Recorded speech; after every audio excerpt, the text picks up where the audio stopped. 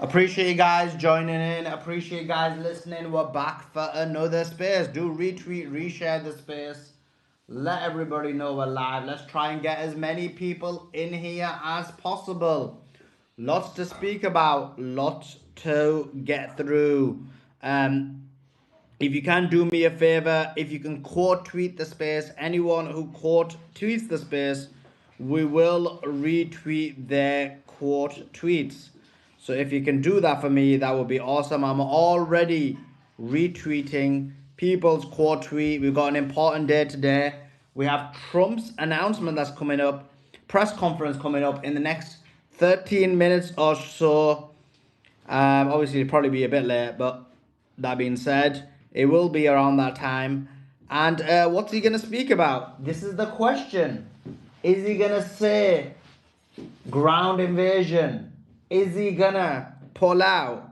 Is he going to parade the pilot and just say more of the same? As you know, the deadline runs out tomorrow, 8 p.m. Eastern, the deadline for the Trump escalation. And the question mark is going to become, what is going to happen? What are they going to do? What is going to go on? Is he going to retreat? Is he going to go forward? Is he going to escalate? These are the $1 million questions, and we need to find out exactly what he's going to do. So will be streaming his press conference live, and then after that, we'll see what he says. That being said, just to give you some news, and I am multitasking, as you know, I am always multitasking, but there were allegedly negotiations that were occurring earlier on today. Claims that there was negotiations between Iran and United States of America. These claims were by Axios and Reuters. Both Axios, as you know, is a Zionist-run, Zionist-controlled newspaper. Barak Ravid is but the arm of the Israeli government. He relays exactly what they want, how they want, in the manner that they want. But that being said, I always think it's very important for us to look into what he has to say. And the reason for that is because it gives you an idea of what the Israeli government is thinking. But the claim is that there is negotiations or conversations, indirect, through Pakistan, they call it the Islamabad Accords, that there will be attempts at two phases. The first phase is a 45-day ceasefire. The second phase is a complete agreement, with the first phase having a temporary ceasefire and the opening, so should I say the reopening of the Strait of Hormuz. I'm going to give you some of the news up until the press conference starts. So let me do that. But in the meantime, guys, please retweet the space. Please quote tweet the space. And let's get as many people in here as possible. Like I said, I am retweeting everyone's quote tweets. Okay. So let me just get some of the news for you while I'm also retweeting your here it is, retweeting your tweets. So let me just do that. So here is the news. So some of the things that have happened. Melania says they are bombing for their futures. They're bombing the children for their futures. So what does that mean? The report asked, what's your message to the children who find themselves in a war zone? She replied, what? What do you think she replied? She replied, Epstein did his job. That's all I gotta say on that one. But she replied, said, what's your message to the children who find themselves in a war zone? She said, well, all of this is happening for their future.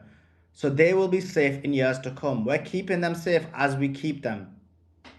I'm sorry, she said, all of this is happening for their future, so they will be safe in the years to come. And then Trump said, we're keeping them as safe as we keep them.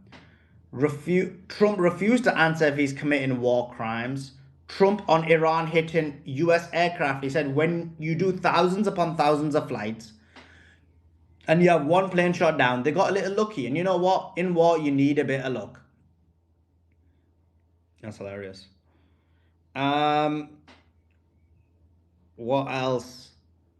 Trump says Americans who don't support his war on Iran are foolish. Yes.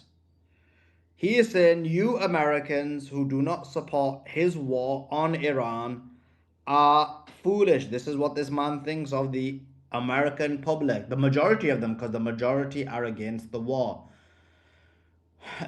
Trump says people want, and if someone could do me a favor, if they can send me the press conference and let me know some. Actually, let me open up in here. No one's here today, so it's like I've got to do all I'm on. Let me open up in here. But yeah.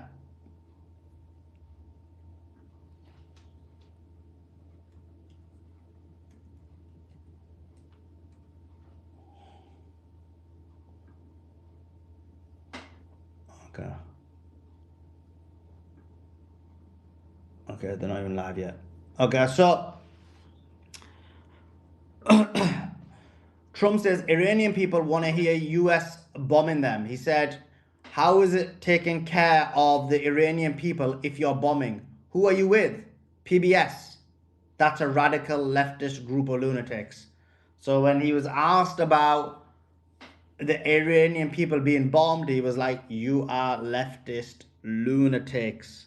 Crazy. This guy be crazy. Trump said, we are obliterating their country. I hate to do it, but we are obliterating them. And they just don't want to. And this was before this, he says that he's doing this for Israel. He said they would have destroyed Israel, so I had to go in. He also said, we are obliterating their country, and I hate to do it, but we are obliterating. And they just don't want to say uncle. They don't want to cry, as the expression goes, uncle. Uncle means I quit. But they will, and if they don't, they will have no bridges, they will have no power plants, they'll have no anything. I won't go further because there are other things that are worse than even those two. That seems to suggest ground invasion in my view, because what could be worse than destroying the power plants, the electricity plants, the desalination plants?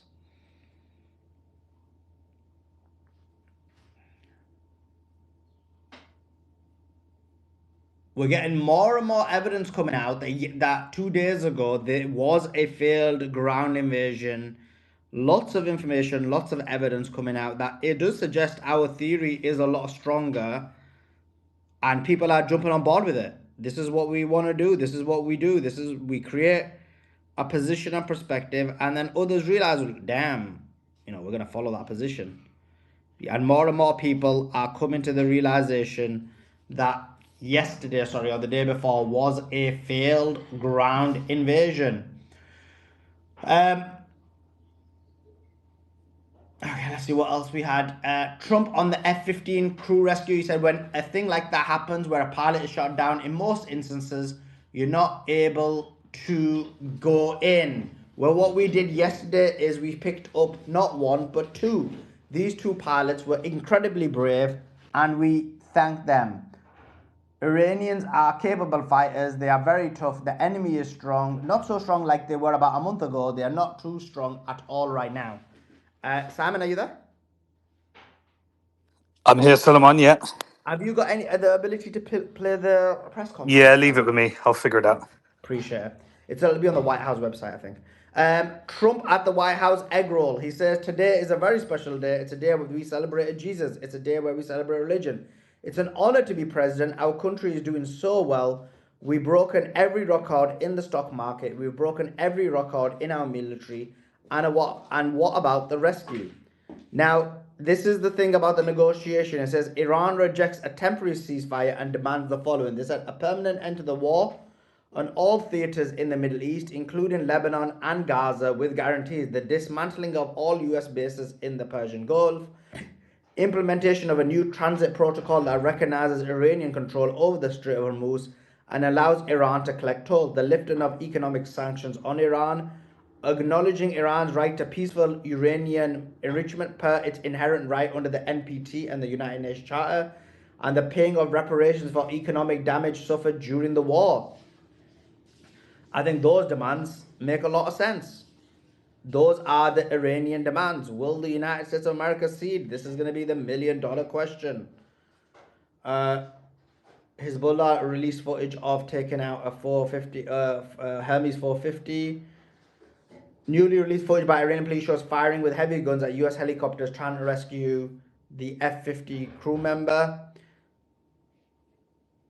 Statement from the IRG spokesperson, he said, "We announced from the start that any attack on civilian targets will be met with a double response against enemy interests anywhere in the region. If attacks on civilian targets are repeated, the next phase of our offensive and retaliatory operations will be far more crushing and widespread, and the losses from persisting in this approach will be multiplied."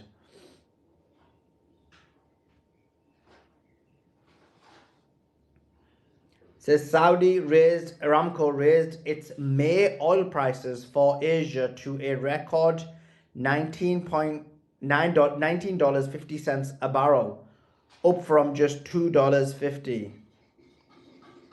Uh,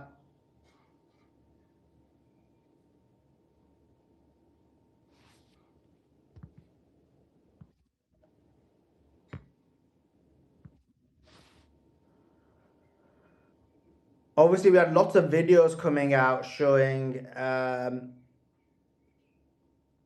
the Hezbollah and Iran and the Houthis targeting Israel. We also saw the Israelis destroying entire villages in Lebanon. This is the horrific nature of these people, and actually this links in with Homer's super chat who says, "Stop murdering Lebanese, stop bombing universities in Iran, stop Trump Epstein naturally stupid talk. We're in the age of AI hype." Hello YouTube, appreciate you and appreciate your super chat.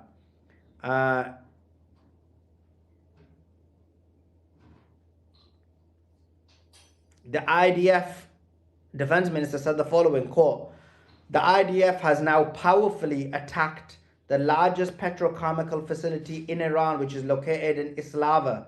Now, the two facilities, which together are responsible for about 85% of Iran's petrochemical exports, have been put out of use and are not functioning."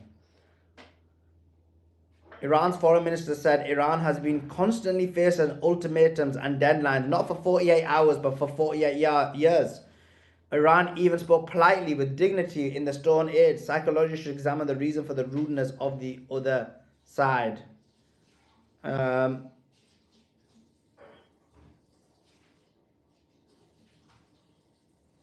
they put a message on one of the missiles and said, "Money that could have been spent on the health problems of the American people. Stupid Trump." They had a new Lego come out, Bridge Day. They had one call out Black Friday as well, the term that Beatrix was using that day. Um, uh, they definitely listen to our spaces, both Iran and the United States of America.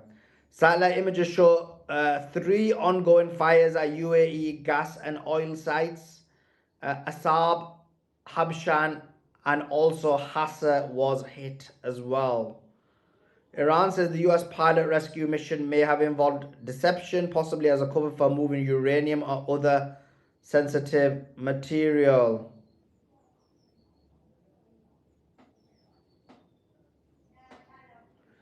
The IRGC said they targeted the US assault ship, the Tripoli. They're saying they targeted the Tripoli. We know, and we don't have information whether they hit or not, but they do say that they targeted the Tripoli. What else have we got? Um,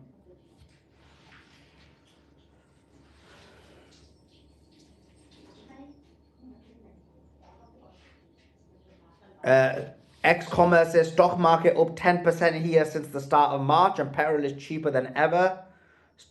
Simon was right. Much love from Norway. I don't know if Simon's there or Simon's setting up. Simon, are you setting up? Are you there? Yeah, sorry, I missed that. I just got booted and came back. Oh, let me send it there. The stock. They're saying the stock market is up and oil is down. Is that right? And Yeah, very, very uneventful. The market's coming immune to Trump's craziness. So the market's just flat. It's not interpreting anything. It's up slightly. Europe opens tomorrow. WTI is still above Brent crude. The dollar's weakened very slightly, measured by DXY. The yields are kind of at the same point, so it's not nothing to interpret. But I think the main point here is the market doesn't really care about what Trump says anymore, unless it's actually met with some kind of decisive action and confirmation from the other side. And what's the and what in terms of what's happened? There's been a lot of reports by Barack Ravid and by Reuters claiming that there is some form of conversations about negotiations. Now, Iran is saying that they gave their demands and they were maximalist, as in the ones I read. That's what one of the. But again, this was from Reuters. So all of these sources are from Reuters and Barack Ravid from Axios. But you're saying even that those conversations have had minimal impact on the market. Yeah, minimal impact. My guess is that there's something going on, probably with the Iranian government diplomacy side via China, brokered via Pakistan, and so I think those conversations now, the extent to which IRGC is involved, is completely unclear. So I think the press is just kind of playing on the ignorance of the average person in understanding the nuance of what it would take to get a deal done. And it looks like Axios and Reuters and various other ones are trying to make something of that, which is effectively the market hasn't crashed, which previously such comments as what Trump did would have created everything moving in the wrong direction. So they're kind of offset, and the market's just immune at the moment. It just wants to see action. It doesn't want to see any more talk.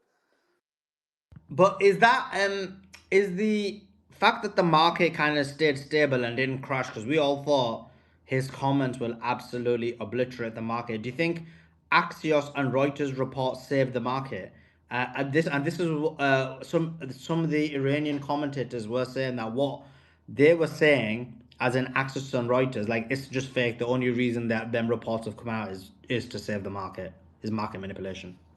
Yeah, look, that's one way of interpreting it. My way of interpreting it is that just like with the tariff, China US trade deal, we've hit the point of saturation where where social media doesn't move anything unless it's met with real verifiable action. So you could say that that's that it's been offset, but I just think people just don't place much emphasis anymore.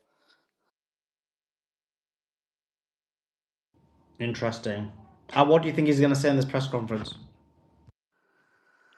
I reckon we're headed for escalate to de-escalate, and so I think everything's going to be ratcheted up. And I'm not sure what he's actually going to announce, but I do think we're headed for a lot more escalation to get to a de-escalation phase. Fair enough, fair enough. Hassan, thanks for joining us. Hope you're doing well. What do you think? What do you think Trump's going to do in this press conference, and what do you think about these ceasefire talks? Hi, Asman, how everyone? Hope you're well. First, the ceasefire talks. I still look. I'm of the opinion, a very simple opinion. It might be seen to others that there's no real benefit to any ceasefire talks or negotiations. Ultimately, it's as simple as you're dealing with terrorists and child killers and mass murderers of children, ones who literally order the mass murder of little girls, and who also were on the Epstein files and doing all the stuff they were doing in the Epstein Island. So you're dealing with degenerates of the highest order, and they're the ones who are on the other side of the negotiating table. The only language they understand is force.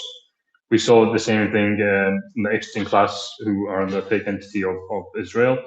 They ceasefires were done with them in Lebanon and Gaza, and it didn't end. It just kept taking them back. So obviously, the Islamic Republic, knows them very well and knows that if it negotiates anything, then it will just be the same situation as Lebanon. Therefore, it has to bring the Epstein Empire to its knees and that's why it's rejecting a ceasefire and only accepting de-escalation on its terms. And there is no other way out of this, unfortunately, because it's as simple as you cannot negotiate with terrorists, because terrorists will continue to terrorize you at every opportunity. What do you think about Yeah, these? Sorry, go ahead, Simon. yeah. So probably one outcome of this is he might just like announce, "Here's my 15-point plan," and just formalize what he's put on X. Here's our conditions. We're going to hit you if you don't meet them. Like maybe he'll just lay out the ultimatum and make it look like, here's the deal, take it or leave it. I think it could be a nothing burger again, to be honest with you, just more of the same, because there's nothing really of significance that he can say at this stage. What else can he say? He's already put all his cards on the table. He's already made all the threats. He's going to repeat the threats again over and over again. Like, what does it make any difference now? What he said, it's just about his actual action on the ground. I think he actually might escalate. I think it's likely, probably not more than 50%, but definitely not much below 50% that he will do something crazy on Wednesday morning, or straight after the deadline, or maybe before the deadline even, because who cares? This is what you're dealing with. So I expect something to happen, and if he doesn't, then whatever tiny bit of credibility he's got left is completely shot. Then at that point, so he said just now, there's a final deadline, right? Final warning. It's like, the bully saying to you, "This is a final warning. If you don't do this, then I'm going to punch your face." And final one by this time. And then, if he doesn't do it after that, then everyone just looks at that bully and says, "Yeah, you're not worth listening to anymore." So he has to do something at that point. Maybe he'll do some damage, but it won't be the full scale damage that he's talking about, to allow for a de-escalation after it. But yeah, you're dealing with literally with unhinged terrorists. That's what you're dealing with. And you can get an idea of what the IRGC is putting out there by watching their Lego videos. They're like going up in intensity. They're almost responding to every tweet. But one of them was, Trump firing at Khomeini and then swimming over to Iran, placing a bomb on, one of the infrastructure fields, and then saying, "You've got 48 hours to accept." And then just continually threatening.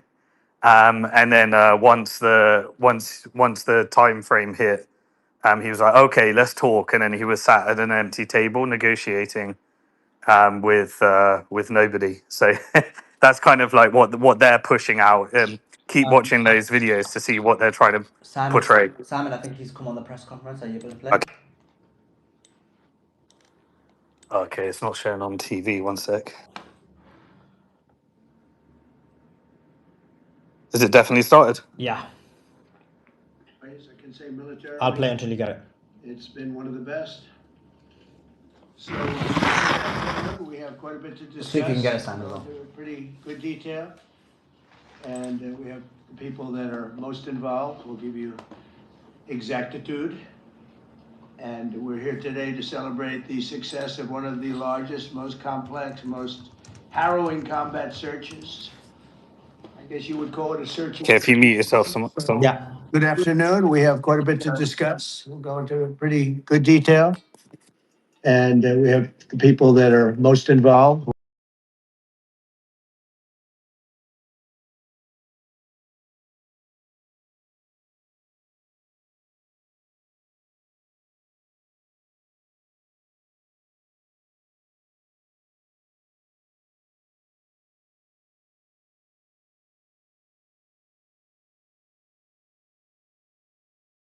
A lot of great people. And it was an honor to be involved with it. It's very historic. This is a rescue that's very historic. It'll go down in the books. Late Thursday night, an American F-15 fighter jet went down deep inside enemy territory in Iran while participating in Operation Epic Fury, where we're doing unbelievably well, well at a level that nobody's ever seen before. The entire country can be taken out in one night, and that night might be tomorrow night. Both members of the crew ejected from the aircraft and landed alive on Iranian soil. I immediately was asked to make a decision. I ordered the U.S. Armed Forces to do whatever was necessary to bring our brave warriors back home. A risky decision, because we could have ended up with 100 dead as opposed to 1 or 2. It's a hard decision to make. But in the United States military, we leave no American behind. We don't do it. Within hours, our armed forces deployed 21 military aircraft into hostile airspace, many flying at very low altitude, being shot by bullets. You bring rifles into play when you're going that low, but there are also certain advantages. And in broad daylight over Iran for 7 hours, at times facing very, very heavy enemy fire. We have a helicopter that's got a lot of bullets in it. It's amazing. We just realized how good those weapons are. Those our machines are. Nobody has the equipment that we have, and nobody has the military that we have. Not even close. We're the most powerful military anywhere in the world by far.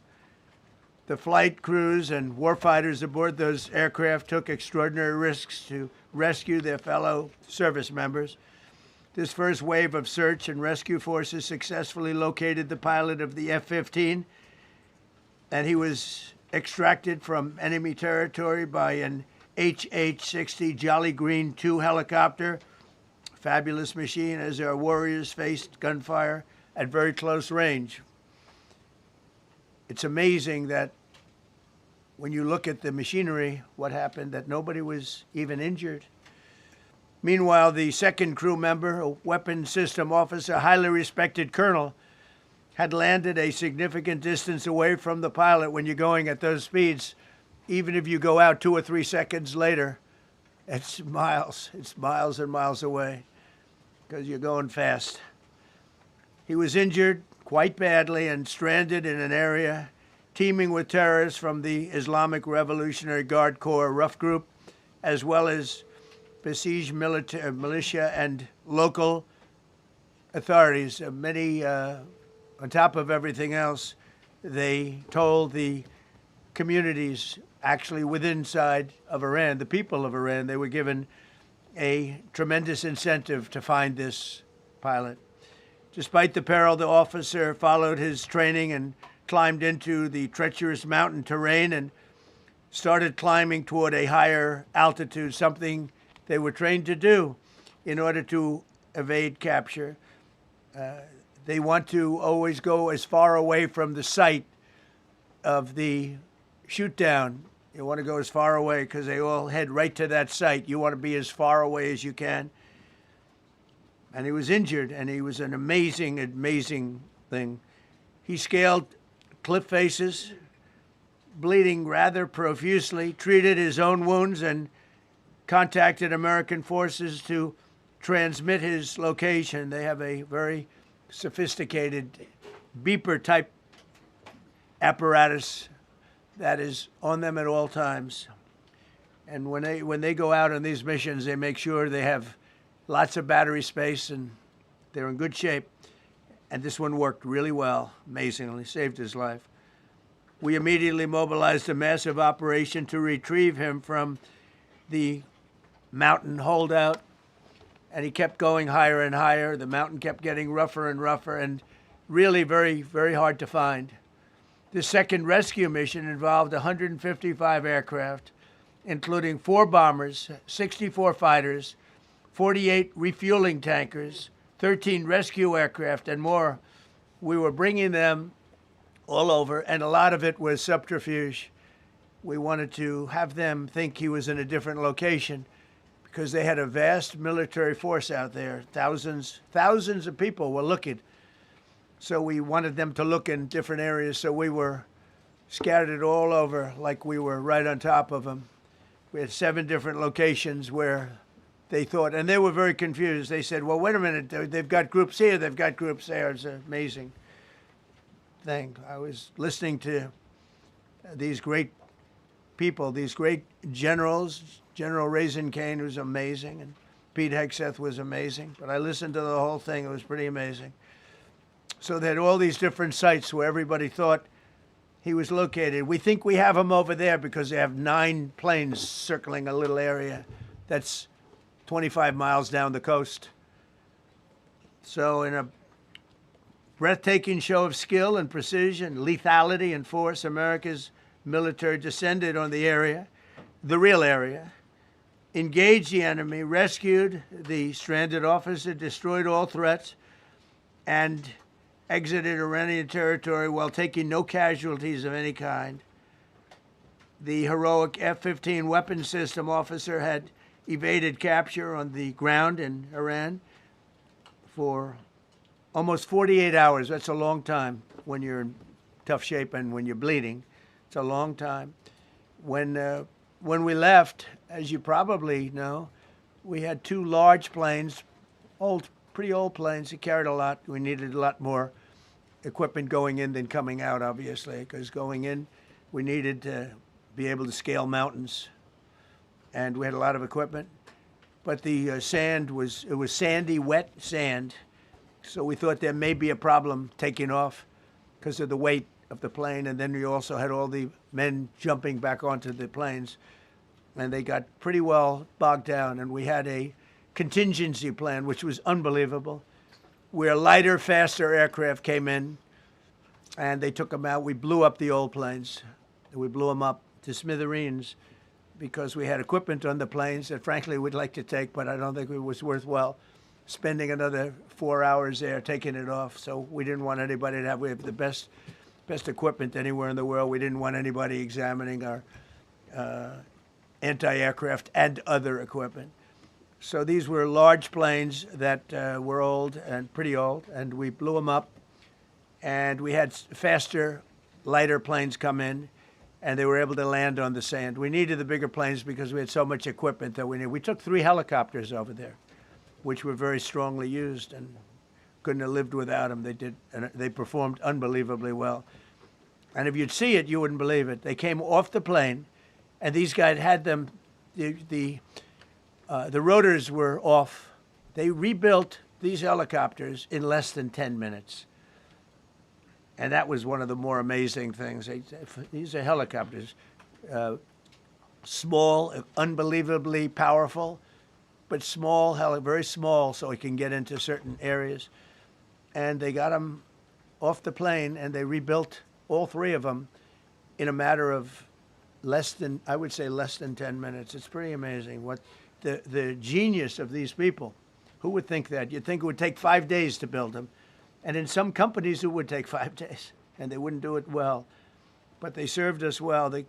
As Commander-in-Chief, I never forget the extraordinary risk taken by the warriors that we send into battle and the genius. I mean, think of it, having a contingency of 3 planes waiting because we think the sand is so bad that we probably won't be able to take off. And the planes really got bogged. This was not much of a runway. This was a farm, not a runway. It's a farm, but it did the trick. But to have a contingency as opposed to having to wait 2 days, can you imagine right in the middle? This was central. This was right, you would call it central casting if you were doing a movie for location. And probably the toughest area of Iran where we'd be sitting there. So these planes came in, those pilots came in so fast and so quick and got out of there. Everybody got aboard and just got 15-minute intervals. 1 load out, 1 load out, 1 load out. It happened, and we were watching, and we said, "That's amazing." In many ways, I was almost more impressed by the contingency that we had than the fact that if we would have had a runway or decent soil. But it was an amazing thing. But we thank God for every single one of them. And the talent, the genius is not even talent, it's genius. It's the whole ball game, every one of them.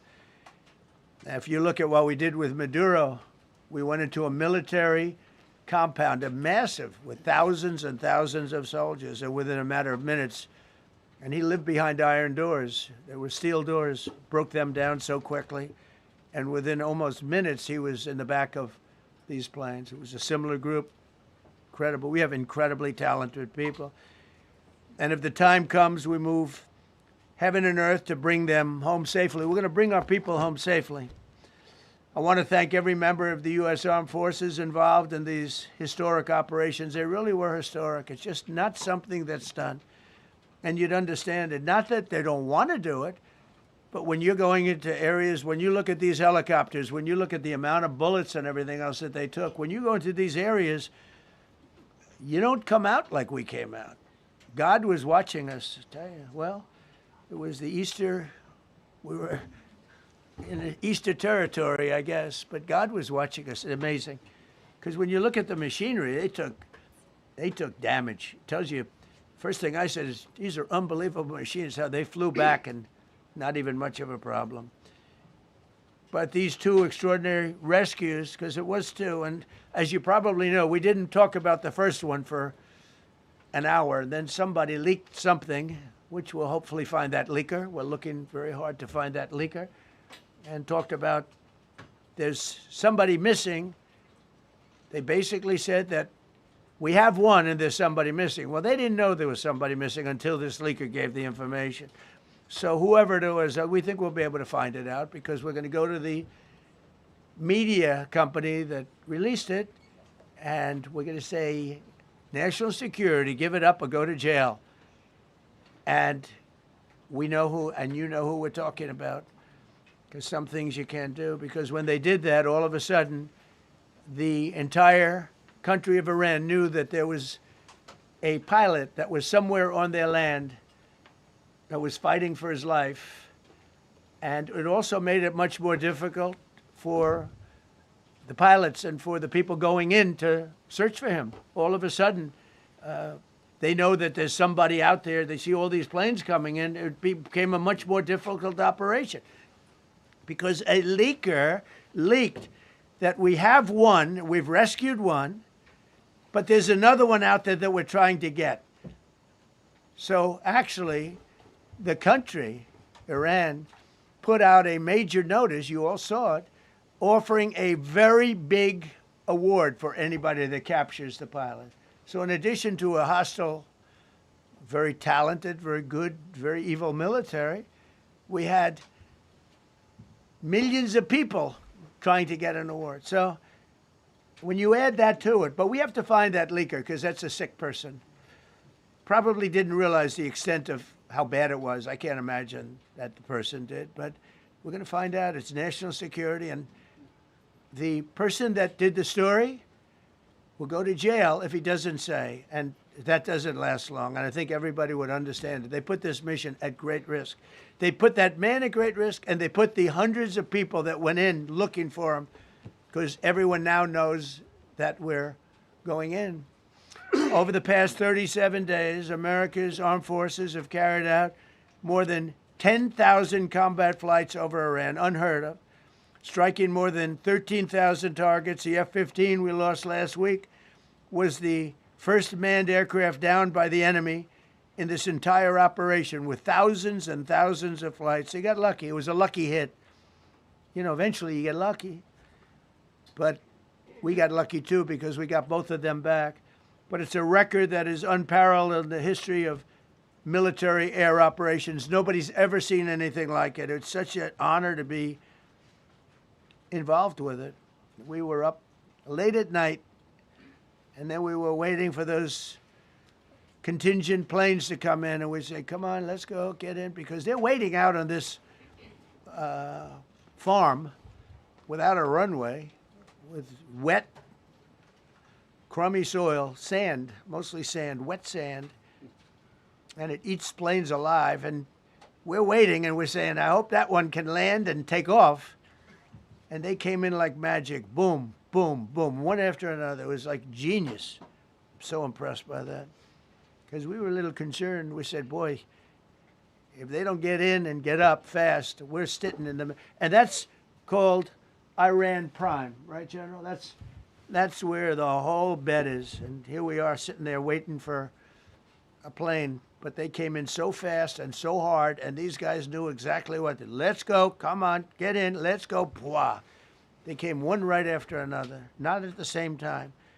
They don't want to come at the same time. They had to come right after each other. They didn't have any room. There was barely any room to land.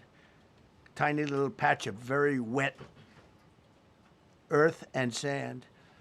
So I'm so proud of the people that I have standing up here with me and many others that worked. I mean, so many Steve Witkoff's over here. He's doing fantastically. Jared Kushner. But the people that are here, the job they did is amazing. And I think I'm going to introduce the head of the CIA, and he is a man who, he's central casting, okay? If we cast a movie, he's going to play the head of the CIA. He's one of the few. John Ratcliffe, he did a phenomenal job that night. He did something that I don't know if you want to talk about it. If you want, you can. I'm not sure you're supposed to. I'm not going to talk about it. But the CIA was very responsible for finding this little speck. It's like they used an expression on one of the shows. A general was talking about, it's like finding a needle in a haystack, finding this pilot. And the CIA was unbelievable. And you may, if you can, you'll talk. It might be classified, in which case I'd have to put him in jail if he talks about it. And I don't want to put him in jail. He doesn't deserve that. So, John, do you want to say a few words? Thank you. Thank you, Mr. President. It's a privilege to be here with you today to share what we can about this exceptional mission and to recognize the ingenuity and bravery of those who executed it, as well as the leadership and resolve of the President who ordered it. One thing that has been clear to me in this role is that the flawless military operations that the Department of War is known for are hostage to flawless intelligence. We saw that in the skies over Iran in Operation Midnight Hammer last summer. We witnessed it in Venezuela during Operation Absolute Resolve. We've seen it against the cartels in the Western Hemisphere, and we're seeing it every day in Operation Epic Fury, including this mission to rescue an aviator buried deep behind enemy lines. Because it is the unique tradition of the U.S. Armed Forces that we leave no man or woman behind, this was a no-fail mission. That was the spirit in which the President put us to work, and we were determined not to let him down or our airmen down. As an agency, the CIA possesses unique capabilities that only the President can deploy. Some of these capabilities fall under covert action authorities. And because covert means exactly that, I'm not going to be able to tell you everything that you want to know. At the President's direction, we deployed both human assets and exquisite technologies that no other intelligence service in the world possesses to a daunting challenge, comparable to hunting for a single grain of sand in the middle of a desert. This was also a race against the clock, as it was critical that we locate the downed aviator as quickly as possible, while at the same time keeping our enemies misdirected. For that reason, in addition to the human and technical assets deployed by the President to find our airmen, CIA executed a deception campaign to confuse the Iranians who were desperately hunting for our airmen. On Saturday morning, we achieved our primary objective by finding and providing confirmation that one of America's best and bravest was alive and concealed in a mountain crevice, still invisible to the enemy, but not to the CIA. That confirmation was relayed by Secretary Hegseth to the President, and the operation quickly moved to the execution phase. Following the successful exfiltration on Saturday night, our intelligence reflects that the Iranians were embarrassed and ultimately humiliated by the success of this audacious rescue mission. When the President asked me to lead the CIA, he made it clear: get back to basics, no politics, no agendas. Tackle the hardest problems, and execute the toughest missions. This President is about results, and now that's what his CIA is about too. The professionals at the agency and at the Department of War deserve immense credit for their flawless execution during this daring mission. Their skill, creativity, and courage are unmatched on the battlefield wherever they step. But none of that matters, and all of that is wasted without a President with the political courage to put them into action. Mr. President, I've had the privilege of seeing you act with political courage in the best interest of the United States up close on a daily basis, and I'm grateful that this successful mission has given the American people a window into that as well. The Secretary and Chairman will tell you that our service members' confidence is boosted by a Commander-in-Chief who has their back the same way they have yours. And I know that the confidence of CIA's officers is boosted by the knowledge that their work is informing a president who's not afraid to make the hardest decisions when the stakes are highest. And to the American people, your confidence should be boosted by knowing that the security of the nation is in the hands of a president who's willing to take on problems that have confounded both sides of the political aisle for nearly half a century. It is an honor to serve under a leader who just proved that you can believe him when he says, no matter what, we will leave no one behind. We will come for you. Thank you.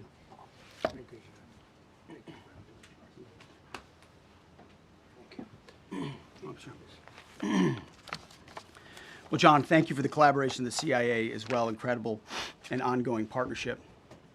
Ladies and gentlemen, fellow Americans, and especially the brave warriors in our armed forces, over this Easter weekend, the United States military has once again proved why we possess the greatest fighting force the world has ever known. In two extraordinary combat search and rescue operations deep inside enemy territory in Iran, our warriors executed missions of breathtaking skill, courage, and precision. When our warriors are unleashed, as this president has allowed them to be, they are unstoppable. When American airmen were down behind enemy lines, our forces and our president did not hesitate. Special operators supported by elite air crews and intelligence professionals moved swiftly and decisively into treacherous mountain terrain under the constant threat of Iranian forces closing in. Ultimately, it was an impotent Iranian threat. And today, as the CIA director mentioned, Iran's military, and we know this, is embarrassed and humiliated, and they should be. Now, these are not routine operations. They were high-risk, high-stakes missions conducted in the heart of enemy territory. This was not just barely into Iran, this was deep into Iran, involving coordinated strikes to suppress threats, deception tactics to protect our teams, and full synchronization across air, ground, and special operations. The Iranians are still asking themselves right now, how did the Americans do this? One downed airman evaded capture for more than a day, scaling rugged ridges while hunted by the enemy. When he was finally able to activate his emergency transponder, his first message was simple and it was powerful. He sent a message, God is good. In that moment of isolation and danger, his faith and fighting spirit shone through. You see, shot down on a Friday, Good Friday, hidden in a cave, a crevice, all of Saturday, and rescued on Sunday. Flown out of Iran as the sun was rising on Easter Sunday. A pilot reborn, all home and accounted for, a nation rejoicing. God is good. Despite incoming fire and unforgiving conditions, our troops brought every American home. No American lives were lost. We leave no man behind, and that is not luck. It's the result of unmatched training, superior technology, an unbreakable warrior ethos, and sheer American grit. Our special operators, pilots, and support crews performed with near perfection under fire, and they were lethal. Just ask any Iranian soldier who dared attempt to get anywhere near that pilot before or during that mission. Death from above. Our troops turned a potential tragedy into a resounding demonstration of American resolve and capability. That's what excellence in uniform looks like. But make no mistake about it. None of this would have been possible without the courageous leadership and ironclad determination of President Donald J. Trump. From the moment our airmen went down, President Trump made it clear we will leave no one behind. The first mission, the first of two, was an audacious daylight thunder run right up the middle. It was authorized in less than 2 hours from that pilot going down when we knew where he was. And it was authorized in the middle of the night, because anybody that's worked for this man knows he's up in the middle of the night. Authorized immediately, without hesitation, audaciously.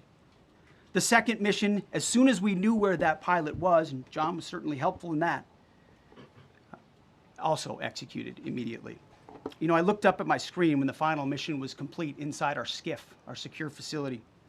And we have a running VTC, a running coordination cell. And the top of it read 45 hours and 56 minutes.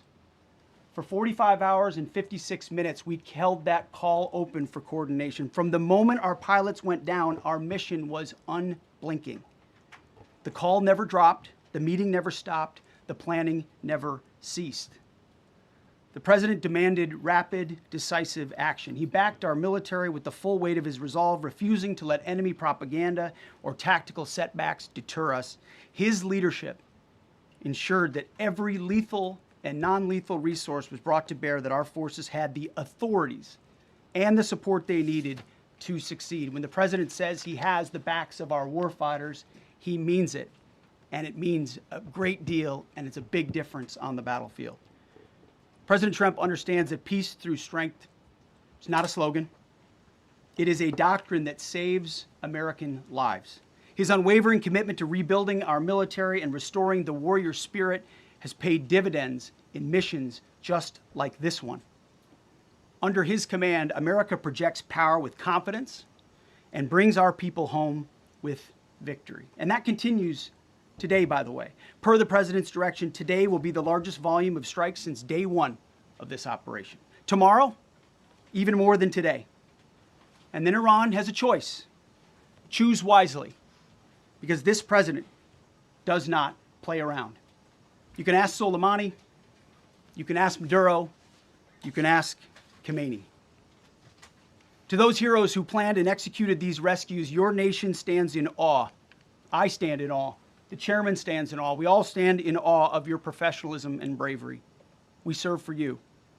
You embody the very best of America. To the rescued airmen and their families, welcome home. Your courage and endurance, the quiet declaration of faith amid the storm, inspires us all. God is good every day. And to our adversaries watching from Tehran, let this be a clear message.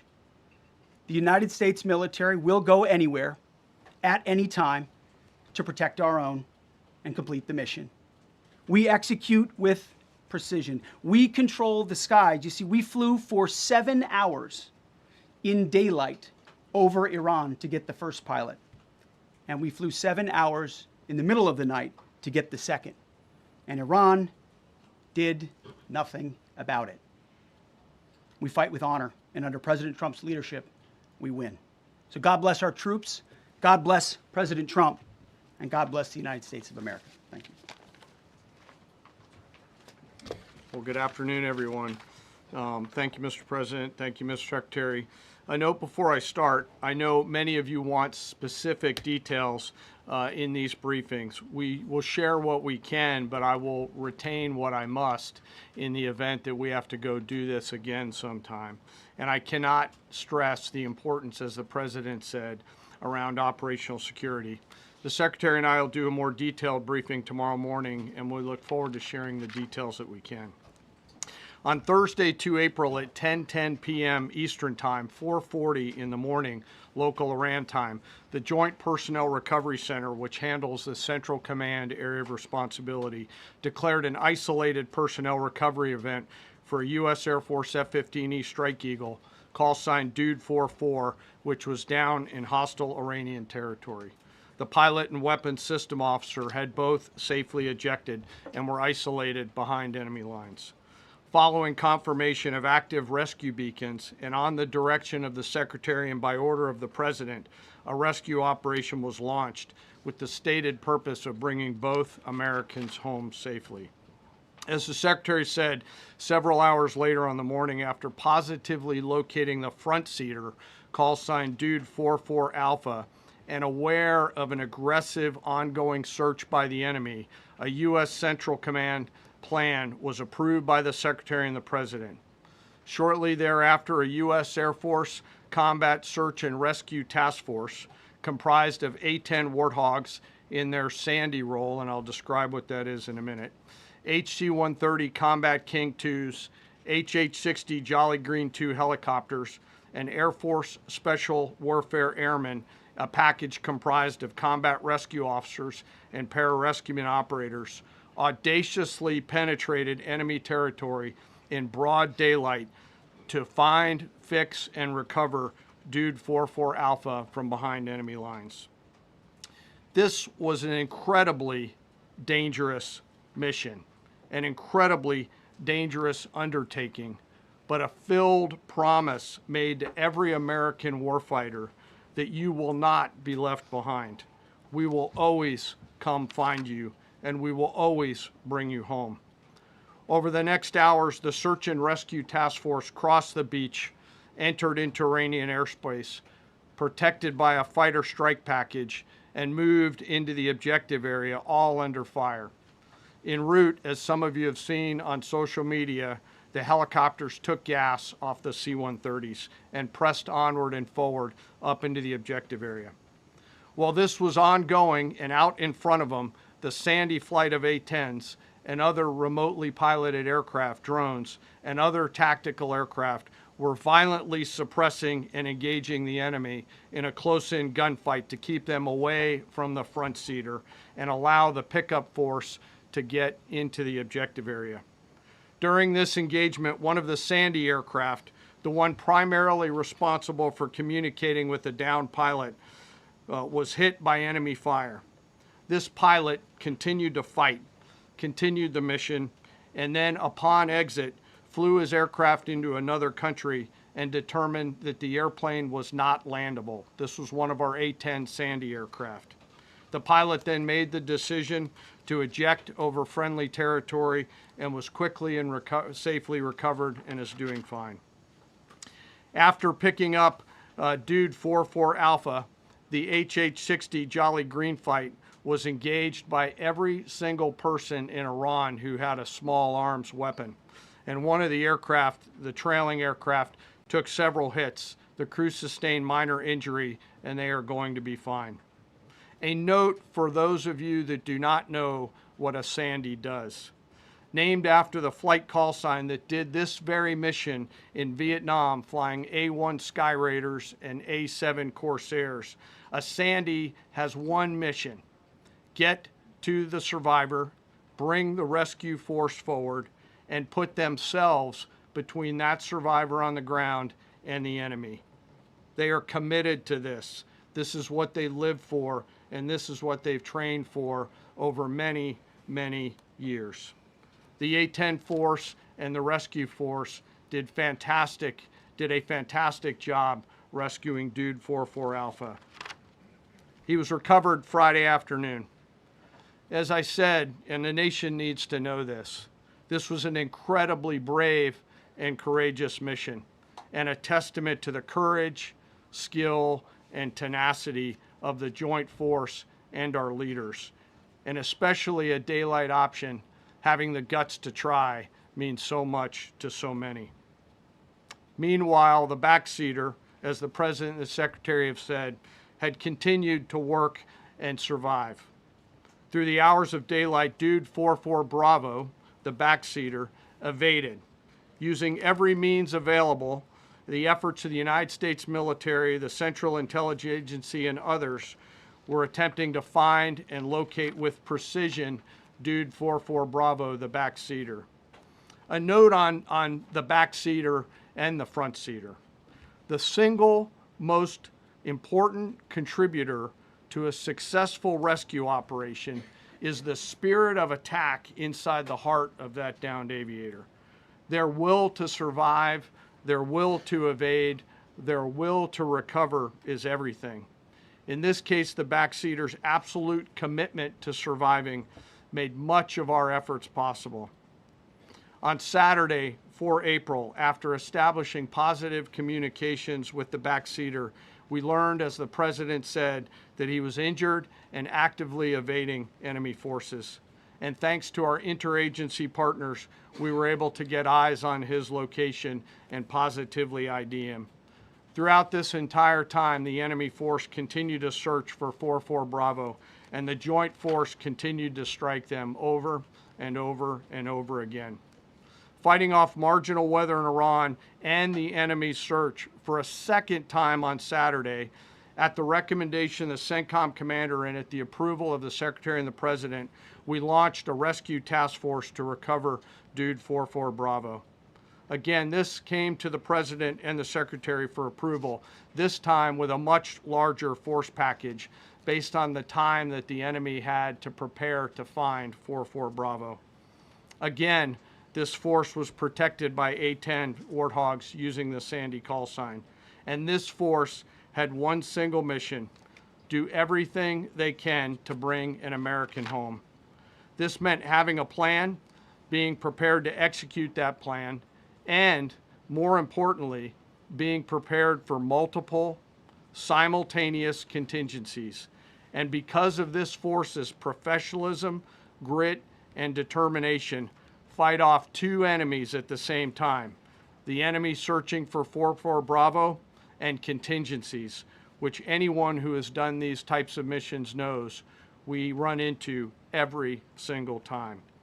The force fought off both of those enemies incredibly well. During the period of darkness on Saturday, and as the Secretary said, into Easter Sunday and into the daylight, the force fought its way in and rescued Dude 44 Bravo.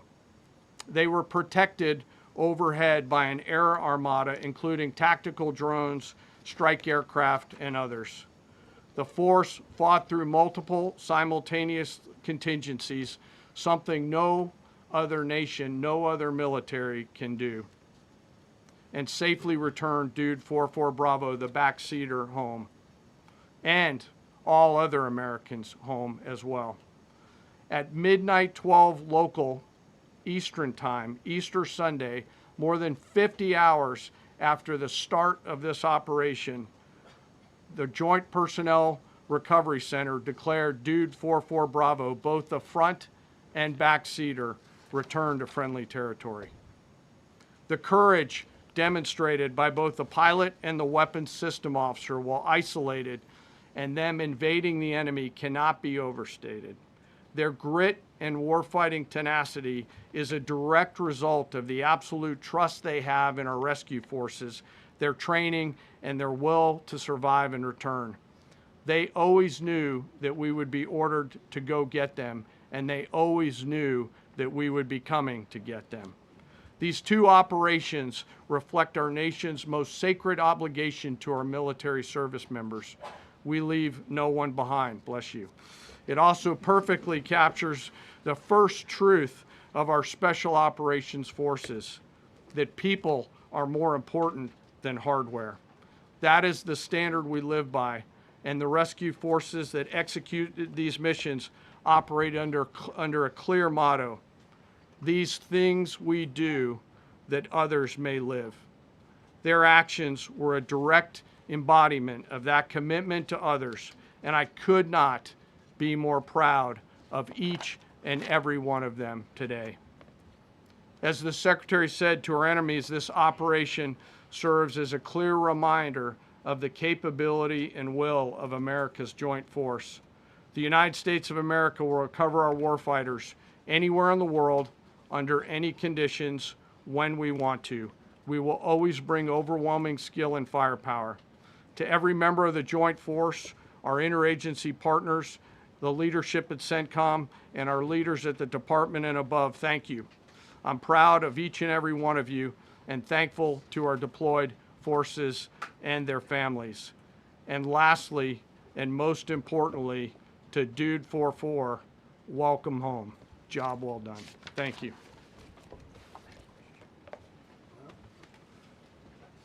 Pretty amazing, pretty amazing.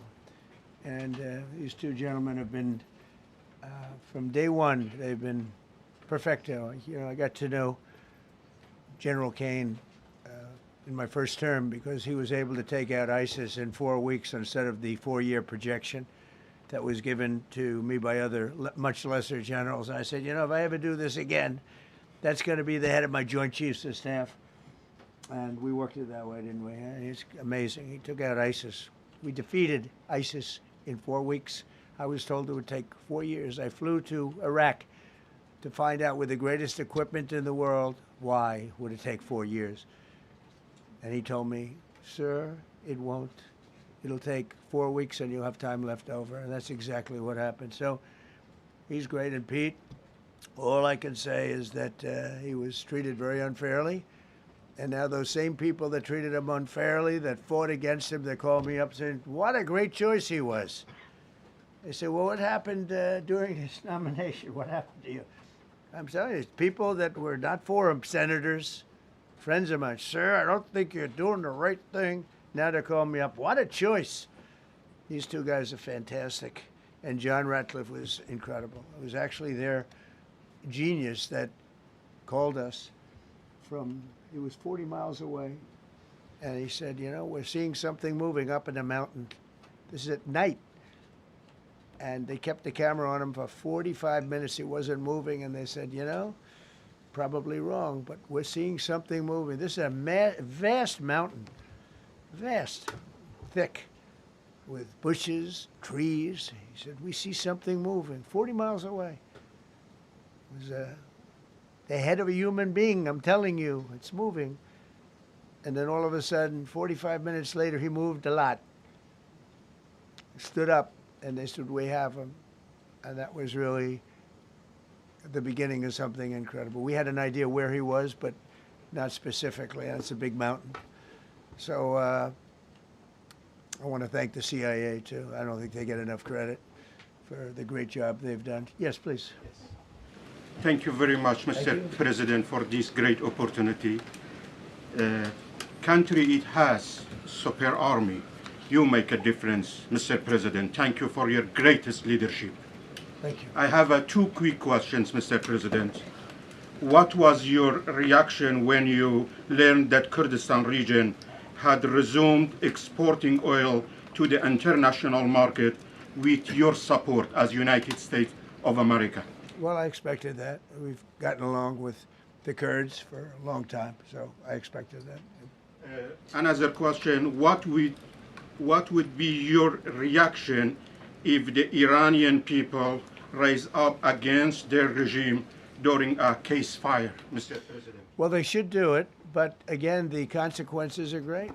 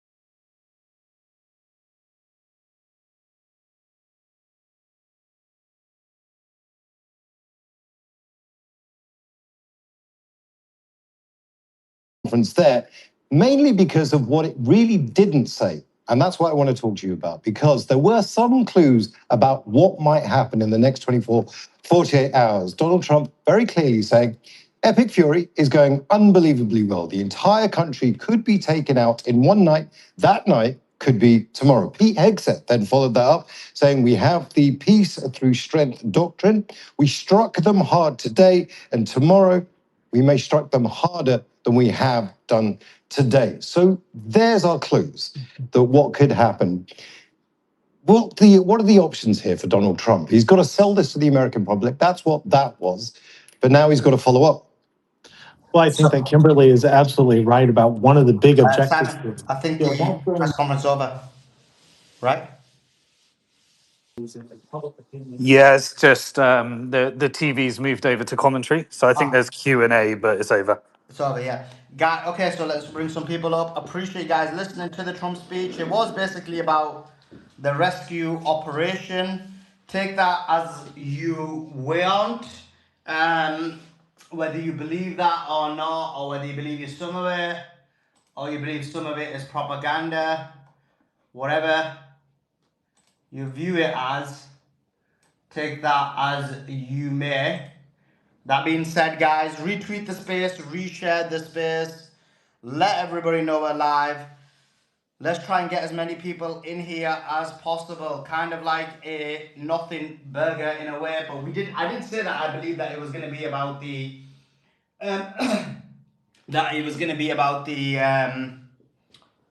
what you call it again, the pilot. Guys, let me know on the X, is it working? I think people are, bro, man flu. Someone asked about the man flu still hitting me hard. Okay, cool. So lots to speak about. Retweet the space. If you're on the YouTube, make sure you like it. Did I put it in the nest? Yes, I did. It is in the nest as well. Let's get into the conversation. Simon, any thoughts on that? And then let's get to Resistance, and Hassan and Gary's here as well. As is Andrew's here as well, Manko and Show Snuff and Andy. So we'll want to hear all their thoughts. But go ahead, Simon, if you want to start off with your thoughts on that, and then we'll go to Gary. Yeah, I haven't got anything interesting to say. I think it was, there was an event. A lot of people would be concerned about that event. The war was unpopular, and he needed to do a press release in order to push out the American narrative, make them sound like this is a holy war. Do a little brochure for Lockheed Martin, General Dynamic Raytheon. Make sure that those that want to purchase US defense contracts know that there is still a military to purchase from, and that America kicks ass and God saved, and God blesses America. And so, it's just rhetoric for the American people. What's true, what's not true, we won't know at this stage. But I think it's a reflection of, trying to push out the information war and reaffirm to the American people that the terrorism that is currently being done in this illegal invasion actually has something to do with, American interest when it clearly hasn't. But there are a few companies that are going to benefit from this, while the vast majority of Americans are paying higher prices. And there's going to be a bunch of terrorism that happens tomorrow that's collective punishment. And so get ready, because we're the good people and they're the evil. Yeah, so extreme propaganda to train the American people to manufacture consent. Gary, what's your thoughts? You thought there might be a well, your brother thought there's going to be a peace deal today, but what's your thoughts overall on what's on the press conference? I'm glad you brought Grant up, so I didn't have to bring it up, but I suspect he'll be a little disappointed. And I presume he was saying that in this announcement today, he was going to say that we have a peace settlement. I actually a little concerned about this because it does look very like the coach after the ball game. Hey, this is how good we did and well done, but I don't see any sign of peace. I see a sign of people convincing themselves that they're badasses and they can kick anybody's ass anytime they want. And I don't think that's what the planet needs right now. But like Simon, I don't think I have a lot to add other than I don't see anybody backing down here. And sadly, we're not hearing peace settlement or peace discussions or anything like that. So I think, Gary, actually, there's something to add there. Sorry, can I jump in, yeah. Suleiman, very quickly, very briefly? Of course, yeah, jump in, and then after that, go Andrew, Resistance, all you guys jump in. Go ahead, Hassan. Yeah, so actually, I don't know. I was listening to that. That sounded to me like psychologically preparing the United States for war, like a lengthy war, further escalation. And this is what I was saying all along. I don't see any exit out of this. And the way they were selling the whole army and the bravado and the courage was very much we're this is a just cause. You guys all need to sign up to it.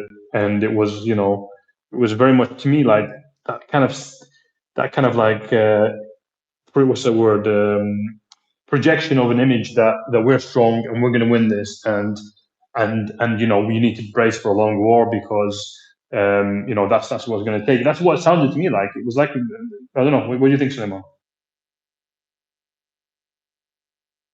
Hassan, I gotta say, I I can't think disagree with you. I heard no movement toward, hey, we're gonna solve this thing without conflict. Like it wasn't a follicle of hair suggesting peace. It was more of, hey, we're gonna go to lunch and then we're coming back. We're gonna know tomorrow night, right?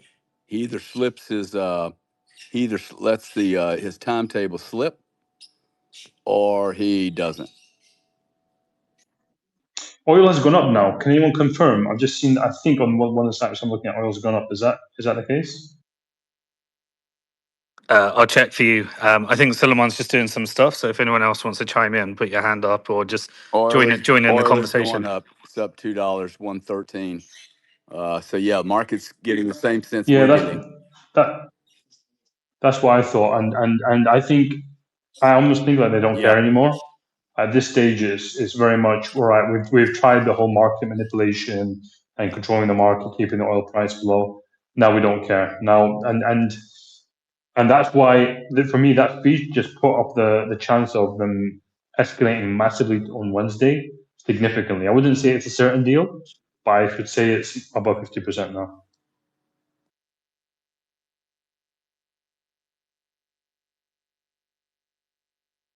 Yes, so WTI, West Texas American oil is approaching $114 per barrel, and Brent crude around about $111 per barrel. So more expensive in America at the moment, which is very unusual.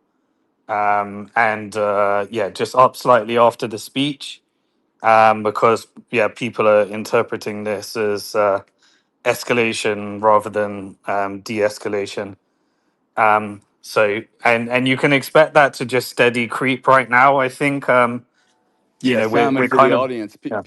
it's only $1.78 change, but this should have gone down. Okay, like you would expect an announcement to calm things, and just even a 1% change. I mean, the whole market's given up most of its gains from earlier today.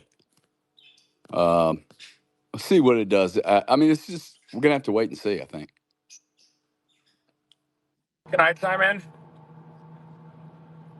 Yeah, Yeah, please I jump mean, in. Trump is so Trump's so delusional. He's like, I think the Iranian people want us Andy, you to bomb driving? them. The house, It's a bit bad. yeah. Can you fix your mic, or is this the best you can do?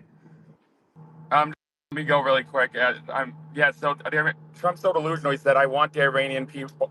The Iranian people want us to bomb them, so because they'll earn their freedom. You don't get freedom by bombing their power plants. The Iranian people want to be free. They want to be free from the Zionist entity of Israel and America, and that is why they're fighting. They're fighting this illegal war of aggression that us in Israel are waging against them, and they are not going to surrender to tyranny and terrorism. They are going to fight. They are not going to surrender. And if, let's say we do bomb their power plants, they will retaliate against Gulf oil infrastructure. They can go without power. Europe cannot go without power, and Europe will have no energy if that Gulf oil infrastructure goes out. Iranians can fight in the dark. Europe cannot go in the dark. So Iran still holds all the cards, even if Trump does I mean, decide to Europe go full doesn't get a terrorist. vote. Who cares what Europe thinks or whether Europe's in the dark or not? They don't get a vote in this war. I tend to agree with that. I don't think America cares what happens to Europe until it impacts markets, and it will impact markets, but they don't really care if Europe's in the dark or not. They'll just take advantage of that and use that to negotiate a better contract for Golden Pass, Cheniere, Chevron, Exxon. So the worse it gets for Europe, the more a few companies See. depend. I think the Anglo-Dutch guys are up to their fucking eyeballs in this trade, dude. They're going to turn Europe into a prison. That's what I think. They're going to take all of that area and just smash all those immigrants, all the English people, all the Spaniards, all the Greeks, and go, hey, get along with it. I mean, deal with it. Social fucking experiment. Yeah, I mean And they do the whole it's a beta digital test ID. for. It may Yeah, see the continent of Europe is perfect for that experiment. yeah, completely agree, Gary. It's a beta test for Palantir's technology. And then the Yeah, military guys move in there, and they'll make so much money, it's unbelievable. So yeah, and then you've got the privatized prison sector, all that yeah. stuff that's happening. Deportation as a service, like digital IDs, um, the social credit scores, like stablecoins, CBDCs. Ireland's got till the end of the year to comply with the EU regulations on digital IDs, so they just released their beta test. And you bet your bottom dollar it's going to be integrated with some kind of energy policy and carbon credit type of thing soon. So yeah, it's a lovely little laboratory, just like Israel uses Palestine as a laboratory for military technology. You know, they're using Europe now. Hey, on that, I just read something. And again, I don't know what's AI and what's not, but the UK is throwing out this um, trial balloon saying, "Hey, we'll buy your license back for £15,000." So basically, you surrender your driver's license and you get paid. See, that's UBI, man. Right? That's just like take their license away; they can't drive. Most certainly, Europe will be the center of the experiment to me. It's so weak today to be able to say anything, and it doesn't really has the audience has no weapons. They've lost their culture. They have no culture, one culture to lean on. They hate each other. I think that's the way this is going.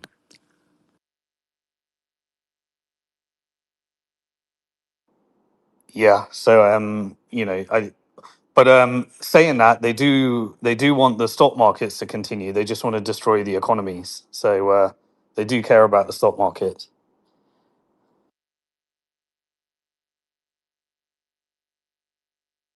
This, yeah, it's extremely shocking. And tomorrow, I guess, is almost like Judgment Day in the sense of which way is this gonna go?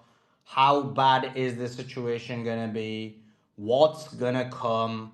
I mean, I'm just shocked the market isn't going haywire right now because of because of this 8 p.m. deadline tomorrow. I think it's highly Tick tock, tick tock.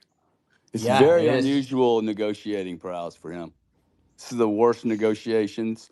This is the kind of negotiations Biden and Harris would do. Well, I think Seriously, it's that bad. This is a master deal maker, and he is not negotiating like a master deal maker.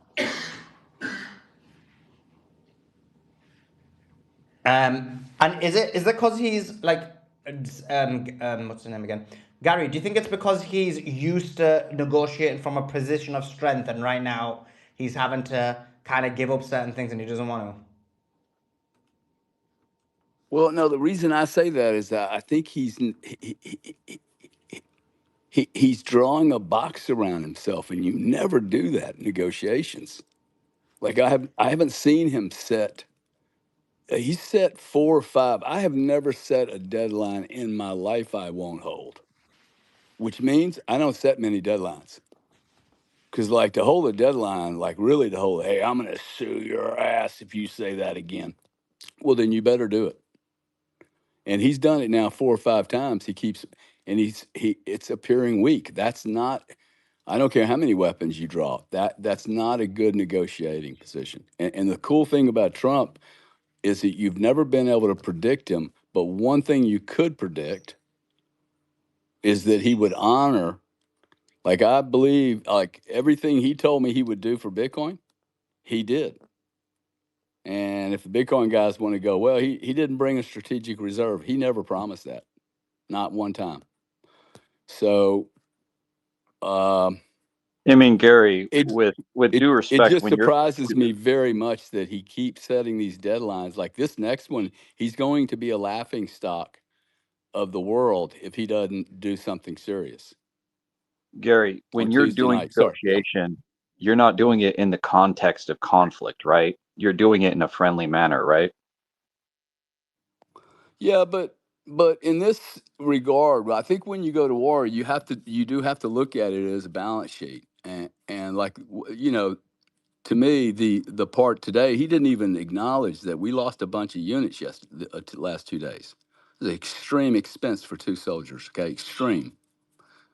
And you can make it up about patriotism if you want, but that was a flawed fucking deal to lose five major aircraft. They're so sensitive they had to blow them up, which I'm not so sure that they're that sensitive. But and he didn't even mention it. Okay, that's a cost of war. The Americans need to understand.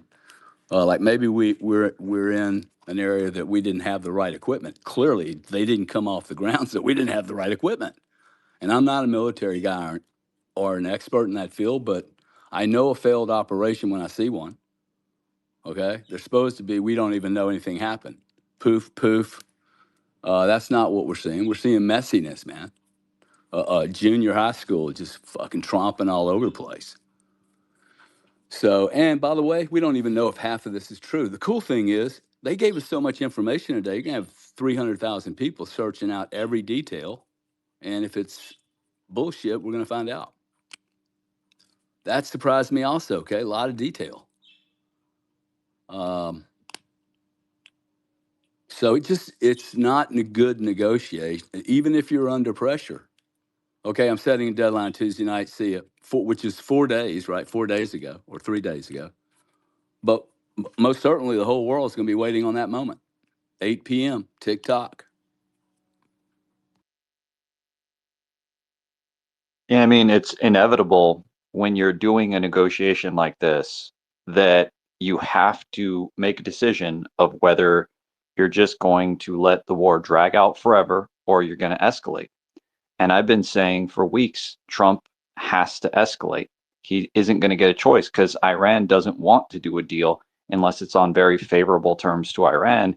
And the US and Israel aren't going to do that deal. So there's no deal to be made here. So the only way out of the war is to continue to escalate. Hey, maybe Trump can't do a deal. Okay, and if he can't do a deal, they're going to bone up, take some testosterone, fill up their buckets of weapons, and let's roll. I mean, he may not be in a position. That would be the other reason for this type of negotiation. You have a boss telling you what to do. And I've been there before. I'm a good negotiator. I'm a very fair, but I've been in positions where my boss says, "No, we ain't doing it that way. You can't do that." And it's I got my hands tied.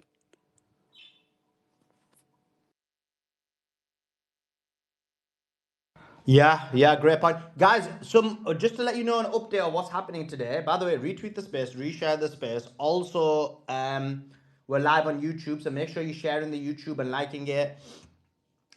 We've got an interview with the one and only Simon Dixon. Then we've got Che Bowers, Eric Warsaw, and the one and only Anthony Aguilera. He's going to give us his theory about what really happened yesterday. He's got a kind of distinct opinion, so we'll go through that as well. So that's going to be awesome. Lieutenant Colonel Anthony Aguilera, Eric Warsaw, Che Bowers, and Simon Dixon today. And we got honestly Oh, what today, time we doing my interview? uh, um, uh, 8:30 your time at the Isle of Wight time, 8:30. Isle of By Man, the way, Isle of Man. Oh, Sully, Isle of Man, is it? look, Oh, the gentleman you oops. introduced me to, guys, for the audience, Sully introduced me to Rex Jones, and the other gentleman's name was Tim. Tim. And they had me on their show this morning, so they said they liked the deal. So really a power of connecting each other. Thanks, Sully. But to get other faces involved with some of these people, this is the way we're going to do this, guys. So y'all go check out the Alex Jones show, Rex Jones. Thanks, Sully. Appreciate that. That's the right way to do community, man. Well done to you. Yeah, listen, I love it. I love connecting people. In this game, you'll be shocked, right? But everyone gatekeeps. Like nobody wants to put anybody else on. Nobody wants to give their contacts. Whenever someone asks me, I just give it. I Amazing to literally. me. I have Sorry. been shocked at how much gatekeeping there is in this. I have been shocked because it's such an opportunity, man. We will never be able to address everything we need. We need so many people communicating this message. Like there's no one's going to lose by having another voice in here, especially if it's intelligent. I agree. Like even to the extent where someone asked me, I'm always like, "I'll get Simon Dixon on." I think I told Jake Shields to have him on, but he wasn't. He didn't want him to have him on because Simon didn't have the same opinion that was them on that issue. But generally, I'll try and get them on. What to call it? Myron wanted Larry Johnson, I connected him. Rathbone wanted Larry Johnson, I connected him. But most people, I tell you, whenever I'm asking someone, "Oh, can you give me the contact of this person?" No one gives it. Like I have to go and literally use my own clout to get these people. Like nobody wants to give any contact of anyone. It's like very low behavior, but I guess it's I don't know. But anyway, that's the way it is. But anyway, let's get back into the thingy. But I appreciate but I don't do that. I'm just like, look, I don't care. Like I want everyone to grow. The only people is so if someone tries to harm me, then I'm like, okay, you're cut off. Like there's so many people on X I've made big, and they have big spaces because of me. But it is what it is. Like, and they're low class. But the point being is, I'm always willing to put everyone on. Now, guys, retweet the space. As I said, we're on the YouTube. We've got so many great interviews. Oh, guys, you do not know the lineup we've got this week.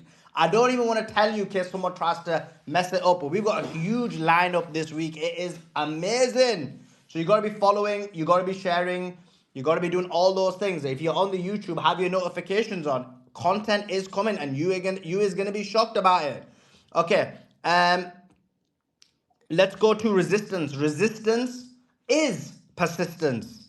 We need to definitely persist with the resistance. What's your thoughts on Trump's statements? Where do you think this is going? Deadline day tomorrow. What's going on?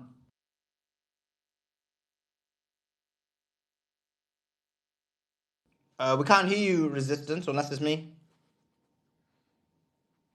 No, I can't see him even on the panel. Yeah, you're gonna have to let me Yeah, relocate. No, he's on I the don't panel, think his but mic's connected. Oh wow, yeah, I see him as a speaker. yeah. I just Yeah. dropped him and I'm bringing him back up. He's probably got Andrew. Sorry, I haven't. What's your thoughts, Andrew? You think there's not going to be anything happening? So what's your thoughts? Yeah, again, I won't waste time going through that complete shock, sickening brief. We heard the lies on top of lies and the sickening rhetoric. It's like Vietnam 2.0 again. It's sickening. And then we saw Iraq, Afghanistan, all the lies repeated. But yeah, I think honestly, the whole thing, we put it all together. We're looking at a deal will be made, a deal will be worked out. The United States is not going to send in the Marine amphibious units. They will be used as a feint. We'll I think the U.S. will continue these clandestine in-country ops to so-called grab all this uranium, which is laughable. More aircraft will be knocked out. I think the only thing that Kane said halfway straight, and I have no respect for him, he's a lapdog. The only thing Kane said halfway straight, there will be more. Yeah, we're going to see more aircraft knocked out of the air. The Iranians, they tried to make the Iranians look incompetent. No, it's just the opposite. The United States, we are in derision. It's disgusting. We saw this, and I'll say it and land here. We saw it happen again. The Quantico, Virginia. It was the humiliation ritual. Rah, rah, rah. We're in the Trump cult. No, I'm not. And no, are a lot of other retired officers and NCOs. We're not in the MAGA cult. I project to see the United States military more and more reject this, the insanity of this madman. We have a mad rabid dog at the helm here. The little corporals marching around. It's disgusting. It makes me sick. So yeah, I think there will be a deal worked out, just a bunch of rhetoric, and Trump will taco again. And I liked what Gary was saying. Sadly, I think and Simon said it, we see this Palantir being worked out. I think they're going to use Europe. I like the way Gary laid that out, is the test bed for this new world order. So thanks, Sully. Keep fighting the good fight.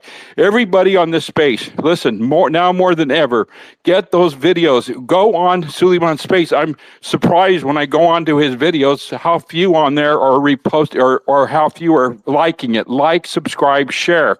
Get the word out on those YouTube videos. Sully, God bless you. Keep fighting the good fight. Love you all on the panel. Let's keep going after it, folks. Appreciate you as always, Andrew. Appreciate Andrew as always. He's been here for the full 30. What are we on now? Day 38. He's been here for the full 3-8, 30. brother. 3-8. Unfortunately, yeah, it is day 38. It is 3-8 indeed. What I was gonna say was let's go to Andy. Andy, jump in. I unfortunately don't see a deal being worked out because, again, Israel's not going to let the United States accept Iran's very reasonable terms of a full sanctions relief because they don't want Iran to be a prosperous society free from Western influence and actually be able to build up an economy and have a thriving people. They want Iran to be economically decimated. So unfortunately, I don't see a deal. I pray I'm wrong, and I pray that we don't send a bunch of Americans to die. But every time Trump does this big military force buildup, he uses it. We saw it with Venezuela. We saw it with the initial strike. So I just don't see Trump positioning all of these assets only to bail out. Iran's not scared of a ground invasion. They want us to invade on the ground and humiliate ourselves because we're not going to be able to hide casualties when soldiers are getting blown up on Karg Island or if they go in through the Sea of Oman or wherever they decide to go in. So I just unfortunately do not see a deal being reached because Israel, again, will not allow it. And I don't even know how accurate the information Trump's being fed is. I mean, Trump, the way he was talking, sounded like he believed this stuck in the sand line. No, I don't think our aircraft got stuck in the sand. It was a failed ground operation. So, yeah, we're living in dangerous times, but I really hope Andrew is right. And I really do, and a lot of the people I hope who are pushing for thinking there's going to be a deal are right because no one wants to see our troops get sent off to die because it's not just our troops dying, it's innocent Iranians dying, it's innocent Iranians getting bombed. And I really do hope Trump tacos because I don't want to see a bunch of Iranians suffering without power. I don't want to see Gulf infrastructure get bombed because a lot of the people in the Gulf don't support this. It's their governments that are evil, just like our government is evil.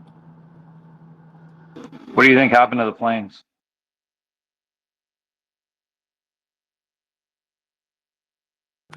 What I think happened to the planes, I think it was some sort of, I think it was some sort of failed operation. I think the heavy equipment could have been maybe some excavation equipment to try to go get the uranium or something. I think it could have been possible. It could have been something like that, and they didn't want that to get captured because then it would have exposed what we were trying to do.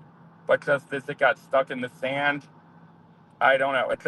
This doesn't really make sense.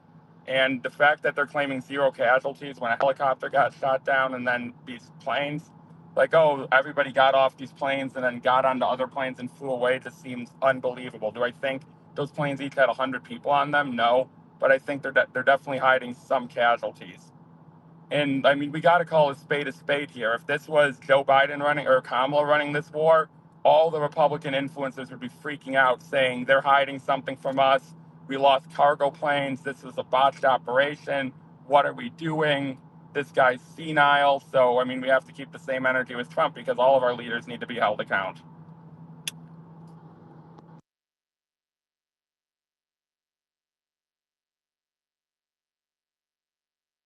Mango, what's your thoughts? On like the operation and everything? Yeah, I guess you could talk about that, but I was asking more specifically about what do you think Hi. happens tomorrow? Yeah, so when it comes to the operation, I originally thought that this was in some very remote area, but it turns out that it was in an area that's very much not remote and was very close to Isfahan, where there's a lot of military presence and facilities and all that. So I think that aspect of it makes it a lot more sort of embarrassing to the regime and makes Iran look a lot weaker in the sense that they had every reason to be able to put a lot of forces into the area very quickly. I mean, if you're talking about 2 days, I could have walked multiple laps around this entire area where this operation happened if I was someone who lived in Isfahan. I could have just walked at a slow pace multiple days around all of this multiple times. It's not a long distance.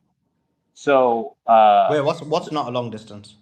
the distance from where the pilot went down and Isfahan, and then where he moved. That's not true.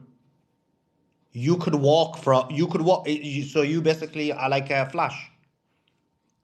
No, I said over 2 days. What's the distance? I looked on a map, it was like a few miles. It's like 100, 180 kilometers. 160, yeah, 180 kilos. And Clicks. that's That, like that's not and from the that's map straight that I line saw. distance. And as you know, you can't just go straight line, right? I mean, that's not the maps that I was seeing that were being posted online here, showing the satellite photos and showing like different locations. The eventual like place That's that not they right. took off You from think it's 2 was miles? further You're away. looking at the wrong satellite, as Manco. I No, don't know what like side you're looking at. where the actual pilots went down. Like where they went down was not very far from Isfahan. It was like a little bit south.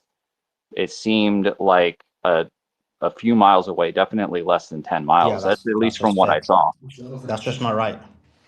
That's just not right. They basically fell. The pilots went down in the Bakhtiari region, and we've got visuals of certain aircrafts in the Bakhtiari region, and then and that's where the first pilot was recovered as well. And then the second pilot obviously can't have fell that far of a distance away from it. It's just basic science, and that from where the actual carnage was is about 160, 180 kilometers. So, do you have any posts Even pro Israel and that, pro Zionist people on Sky News were like, yeah, it's kind of far, and they were like, oh, but we can't explain that, but let's move on. yeah, have you seen any posts or something that you could show me that, because maybe the stuff that I was seeing post by all the various like OSINT sites and all that uh, showed like the wrong maps, but it did look to me like it was a lot closer than I expected. If you have any other sources, I'd be happy to look at them. Yeah, of Um, course. I actually was thinking about maybe creating one in the sense of putting something together for a video. So yeah, I'll definitely try yeah, and get you that here. Sure. yeah, and because I assumed it was more in the southwest of Iran, and it looked like from the maps again, from what I'm thinking of, it looked like it was more in central Iran, on the western side, but still more central than close to the border. But the overall, the operation, obviously, they were throwing it together at the last minute. It did still take a long time. Like this wasn't something that they did wrapped up within 8 hours or so. This was something that took several days. So it was a long operation. I would expect them to be faster than that. They were faster with the first guy. They didn't really explain why it took so long to get the second guy. It looks like they flew in the little birds in order to go pick him up from sort of rough terrain or something, because he wasn't in a location where they could actually bring aircraft. And he also, the reporting said that he had a sprained ankle so that he couldn't move a long distance. So they had to go get him in the rock crevices there or something. So they brought the little helicopters that are nimble and able to get up there. But yeah, obviously, I don't like that they blew up a lot of equipment, but this is how it works in the military. Like even they tell us, all that matters is mission accomplishment. Everything else is secondary, and that could include casualties, and it can also include lost equipment, because they're like, hey, we get a lot of money. We'll just buy more, replace it. It's no big deal. So that's kind of the attitude. It's a little bit less of the attitude with the Marines, but at the end of the day, they're still not going to sacrifice people for equipment. Um, so I think it went better than it could have gone. It could have gone south very easily, and it probably only worked because lots of air power and lots of all the decapitation attacks and all the things that are disrupting the command probably meant that Iran couldn't organize something on short notice. But obviously, if it happens again, I expect the Iranians to be a lot more prepared, which is why it better not happen again. They better be a lot more careful in the future and not be complacent or overconfident when it comes to dealing with the fact that Iran does still have some air defenses, and they're still going to try to set up some ambush Just attacks. question to you, Manco, quick one. Do you remember one of your theories was flip, so annoying. One second, sorry. And one of your theories was that what you think what would happen was Sorry, guys, we boys multitasking. So basically, one of your theories was that what you think would happen is the drop. Oh, first of all, thanks to Hoz for the huge super chat. Actually, there's quite a few. Let me quickly read them. Hoz saying, what is it again? Looking forward to being with you all again tonight. Really appreciate it. Really appreciate the support of the space. It really does help a lot. Homer says, Happy Easter Monday. Monday, strength to Sully, Beatrix, all. Thank you. Why didn't US use AI, AGI to avoid the sand? And everyone magically made it out alive. Rainbows. Wars being lost since day 4, Donny. Keep up the lies. Can Kurds stop being traitors? Sully, widen reach. Invite El Bryant, propaganda expert. Who's that? El Bryant, propaganda expert. Has anyone looked up a 44B is across all branches of government and ranks?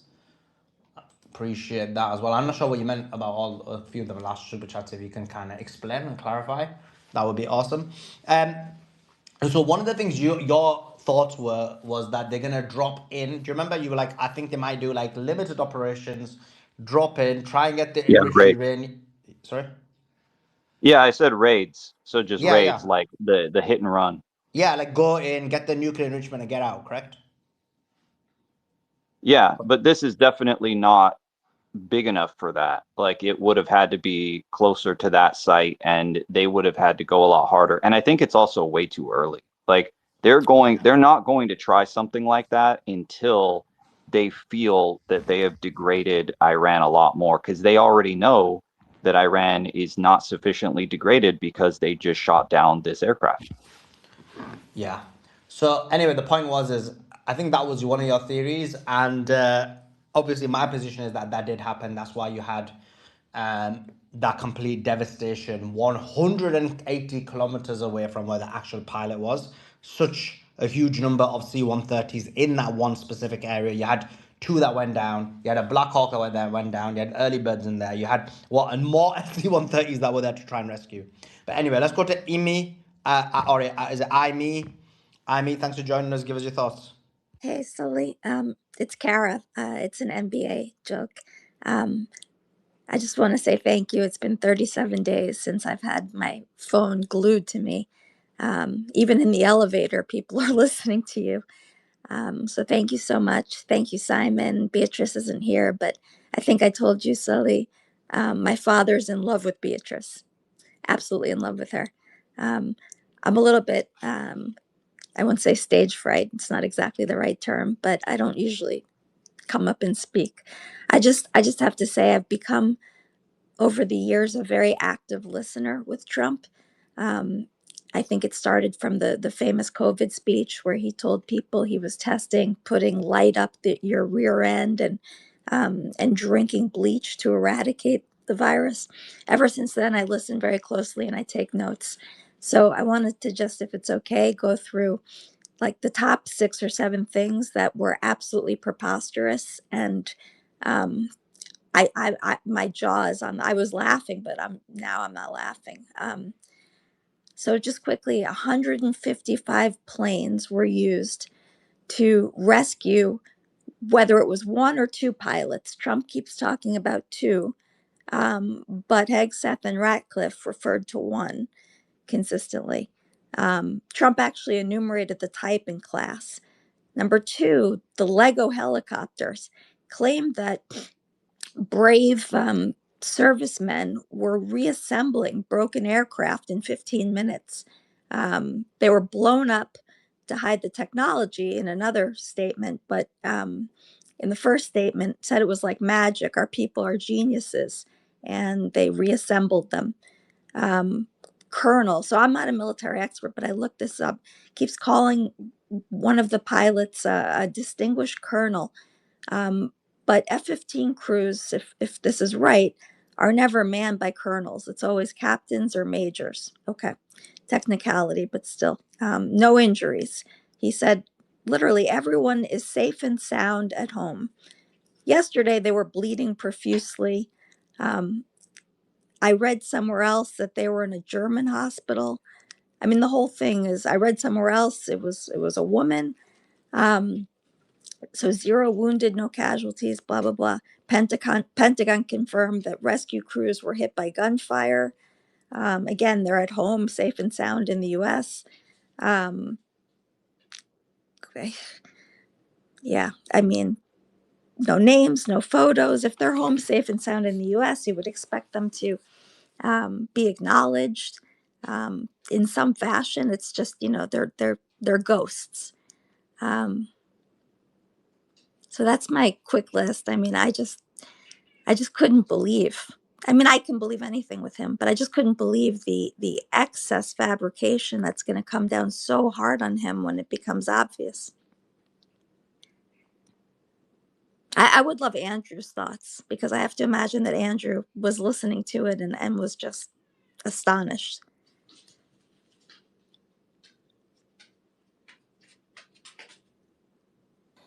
Thank you very much for sharing that. Andrew, are you with us? Yeah, yeah. Did you hear Just that? real quick. Yeah. Hello, hello. Yeah, hey, Hi, Andrew, did you Andrew. hear that? Yes, yes, I sure did. Yes, thank you so much, dear heart. Yes, absolutely. I listened to it. It was very hard to listen to. It is real minor thing. You're absolutely right, but we could sometimes you will have an O6 up to a kernel level in a flight process like that. A lot of them, I say a lot. It has happened before, but it's very, very rare. But yeah, we are watching a massive, massive cover up here, a bunch of lies on top of lies on top of lies. I can't wait to listen to Colonel Aguilar's take on this. Suleiman laid it out very carefully. We know there was a lot more going on than that just quote rescue. They're covering up so much. Well, we won't really know the whole story until much later. But what we can see right now, we're in the fog of war. Iran is winning. And I use the present continuous tense, ing, that gerund in English grammar, ing, winning. It's a continuous process of a very solid win. And yes, I'm getting more like hate mail than I've ever received, like I've received in my life, because these cowards who call me unpatriotic, they're the true unpatriotic cowards. They are the ones who are not loving their country, because if they love their country as much as I love my country, I'm not going to stand by quietly while our country is being dog walked into this existential asymmetric war with an enemy trying to fight their battle. So I'll land it there. I won't keep rambling, but love you all. Keep fighting the good fight. And thank you, dear heart, for your comments, and keep fighting it. I'll play the Beatrice role and tell you it comes with the territory. And, until everyone believes it's going to be, you're going to keep getting hate mail. Keep your door double locked, though. I don't like when you tell people to look up your address and come to your Oh, house. they have, my dear sweet lady, please understand this. My first 5 years in the Navy, I was Navy intel. I really was. And I'm going to tell you this right now. I'm not trying to scare anyone here, but believe me, everyone on this space, communications are being covered, phone calls, they know exactly who you are, they know where you live, they know everything about you. And if you live, we cannot live in fear. You notice I don't live behind pseudonyms. I don't ride and hide behind It's VPNs. safer. It's safer for you to be. Well, yeah, okay. Well, it's also safe because I put my seatbelt on. But like I told my sons in combat, I lost one. I lost one of them in combat. Every morning when I would go out on a submarine patrol in the Cold War under the polar cap and stuff, we always knew today may be our last day. I told my sons, I said, every morning you're out there, consider yourself already dead, past tense. Because if you go through life going, oh my God, and I'm not saying you are, dear heart, I'm not saying you are, but we can't fear. We walk in boldness because the righteous are as bold as lions and the cowards run when no one pursues them. So be bold. And I'm not saying I go out looking to, quote, be a martyr, but I don't walk in fear or live in fear, because most of these cowards, like that colonel who I had tell me to my face, I'm Hamas. I said, don't let the door hit you in the ass on your way out. I don't fear. I never have, by God's great grace, and I never will. I'll just say what's incredible to me is not one single network has the courage to say this doesn't really add up. They're just When you repeating. lose, imagine losing your child. Imagine losing friends. Imagine standing there when my father told me, hey, boy, go shave your head, and you're going to go to Vietnam. We got to stop them commies in Vietnam. Imagine then 30 some years, 40 years later, 36 years later, standing in Vietnam, seeing the destruction, the hell that we loosed on those beloved, those sweet people, the hell we released. When my son came back after his second combat tour, and it took me 3 hours just to talk to him, that I saw him destroyed, mentally destroyed, and then seeing this, the millions and millions of lives. Then you can see they're paid pets. When you see those talking head generals on CNN and Fox News, they're paid pets. They go there, they get their slop, they get paid, and then they go and they solve their conscience, salve, S-A-L-V-E, with a very deep ointment. They solve their conscience by saying, we're making America great. They know in their heart they're liars. They know America is what we're doing. We're in derision because we're supporting a genocidal, bloodthirsty, Baal-worshipping National Zionist Israel. And they are in open derision now. So we have to speak out. When you've seen enough, you have to speak out. I have just one other thing I wanted to say to Andy. Andy, when you came up and spoke, I was betting money in my head on you starting out with, "This is absolutely ridiculous," as you are known to say. But I lost money on that. Um, well, cool. I really appreciate you bringing me up, Slowly, and thank you so much for everything you guys do. Okay, thank you so much for going up. I'm sure Beatrix is disappointed that she missed one of her big fans. I think she's fallen off somewhere. I can't see any hands. Anyone want to chime in? Yeah, let's go to Yeah, my show hand's snuff. up. I'll go ahead, Shakir. Thank you. Hi, Simon. You were my teacher in 2020. I bought your course. It's the only time I spent Bitcoin before last week when I gave Suleiman some. And Beatrix she talked about a charred body the other day. And I don't understand why they say A44, dude A44. They're not giving real names. So there's probably lots of casualties and deaths. And I just wonder about that. And before I hang up, I just want to say hi to Gary.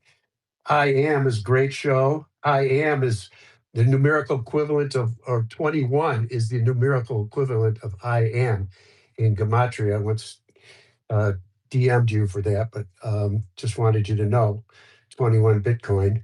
Anyway, yeah, so and Suli and Simon, I think you guys should play that speech again and all the comments and pause it like Jimmy Dore does and just comment why it's total bullshit what they just said and give the real facts behind it. That would be a great space to hold for you to, or a private video that you guys put out. Are you trying to That's punish all I us? You're going have. to make us listen to that again?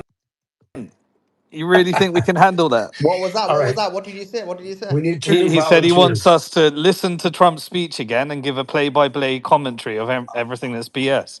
That I Beatrix, you think, could do it in Beatrix a may way want to where do it it would because she go loved it so much. yeah, I think we can get insanely Beatrix to viral. do that. Would go insanely viral if you do it the right way. There were a few that did that after the crazy COVID speech with the bleach and the sunlight up your derriere. If it's done right, you'd get a million retweets. Anyway, All right, yeah, I think we get Suleiman to listen to it again in Um, detail and analyze every word. no, I think Beatrix is a big fan of his speeches, so we'll get Beatrix to do it. Let's go to show Nuff. Show Nuff, go ahead. Hey guys, hope you're all doing well. Yes, from this press conference, we all expected it was going to be the same American circle jerk American narrative that I was expecting him to say, "Oh, Iran wants to make a deal. We're offering an olive branch," but we know obviously that the Iranians they can't trust the U.S. making a deal because we know the U.S. can't even honor a deal even without speaking with Israel, like how they have a hardcore Zionist control on them, even like with Trump's like cabinet, mostly his administration's like on talking to his ears, mostly with like Steve Witkoff, Jericho, like everyone else. I could see this. It's just this deal was not going to happen either way. It was just like all talk, so like feed like what's left of these MAGA retards most of the time, because even though I was like a MAGA retard too, now seeing like the whole truth that this war it's gonna keep going, and to be honest, like I'm glad these soldiers came back alive, but honestly, they shouldn't even be there in the first place. But we're like obviously dragged in this war with Marco Rubio. Even now, earlier today, Trump saying that we had to get in this war for Israel because they would have been obliterated. And we're spending a lot of money, like even being part of this war. For Simon, I just want to know, like, is it like true that we're spending like around 2 billion just to be out there? Your mic is horrible, sure enough. But did you hear his question, Simon? I don't. I don't have the exact number, but it would be more like 2 billion a day, probably. I think I reckon you're into. I don't know. We'll get the. I'll actually do the numbers, but yeah, these Yeah. things aren't cheap. By the way, They're Simon, CSIS yeah. did do an analysis, and they were showing that we were spending billions in the first few days, but after that, it dropped to 300 to 500 million a day. Okay, so yeah, it's a lot of money anyway. This is a stimulus check for the U.S. military-industrial complex. So every bomb you drop is paid for by the American people and transferred over to a few hands that benefit, and 92% of the US stock market is owned by 10% of the wealth in America, and $65 trillion of it is foreign owned. And so this is how, foreign interests can influence US foreign policy. But yeah, the idea behind this is that you pay the bill, you get the inflation, and then a few people benefit from every single bomb that drops. And then they get the rebuild contracts, and then they build a police and surveillance state when you try and organize and fight against it so that they can push you in a digital prison. That's how the system is designed, and that's exactly what's going to happen. Oh yeah, I'm already feeling that price already. Even like $6 pushing $7 at the gas station, I'm already feeling it already.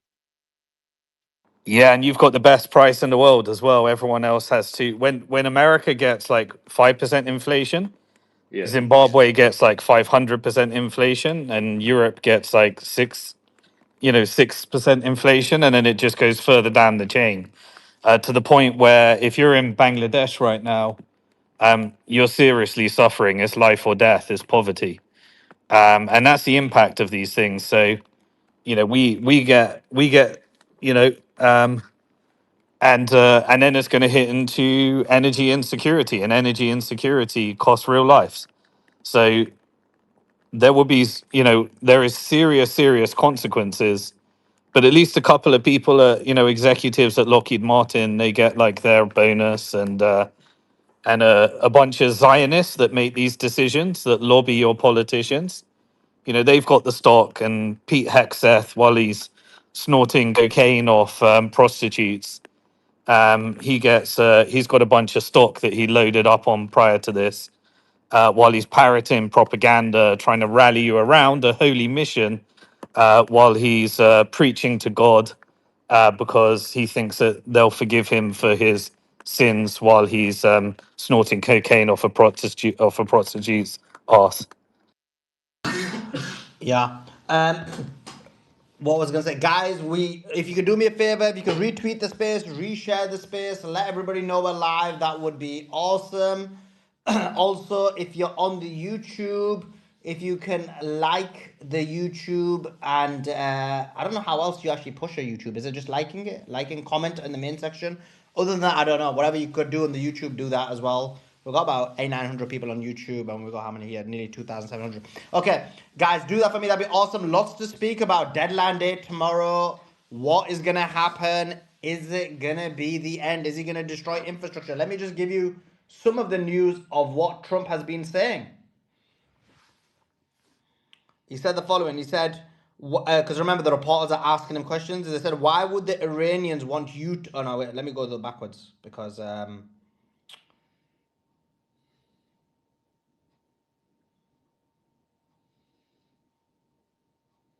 Okay. He goes, Trump says Iranian people want him to keep bombing them. He said Iran was a great country if you go back 25 years or so. The Iranian Revolution was 1979. Guys been studying his history in terms of the Iranian Revolution. Why would Iranians want you to blow? So the reporter asked him, why would the Iranians want you to blow up their infrastructure, to cut off their power? Wouldn't that be punishing Iranians for the actions of the regime? He replied, they would be willing to suffer that in order to have their freedoms. We've had numerous intercepts. Please keep bombing. Do it. These are people that are living where the bombs are exploding. Yeah, those the people who are sending that information, the diaspora, who are literally living right next to Washington D.C. They're not feeling any of the bombs. Trump insists he has a plan. He said somebody said, "Oh, he doesn't have a plan." I have the. This is so Trump. He goes, somebody said, "Oh, he doesn't have a plan." I have the best plan of all, but I'm not going to tell you what that plan is.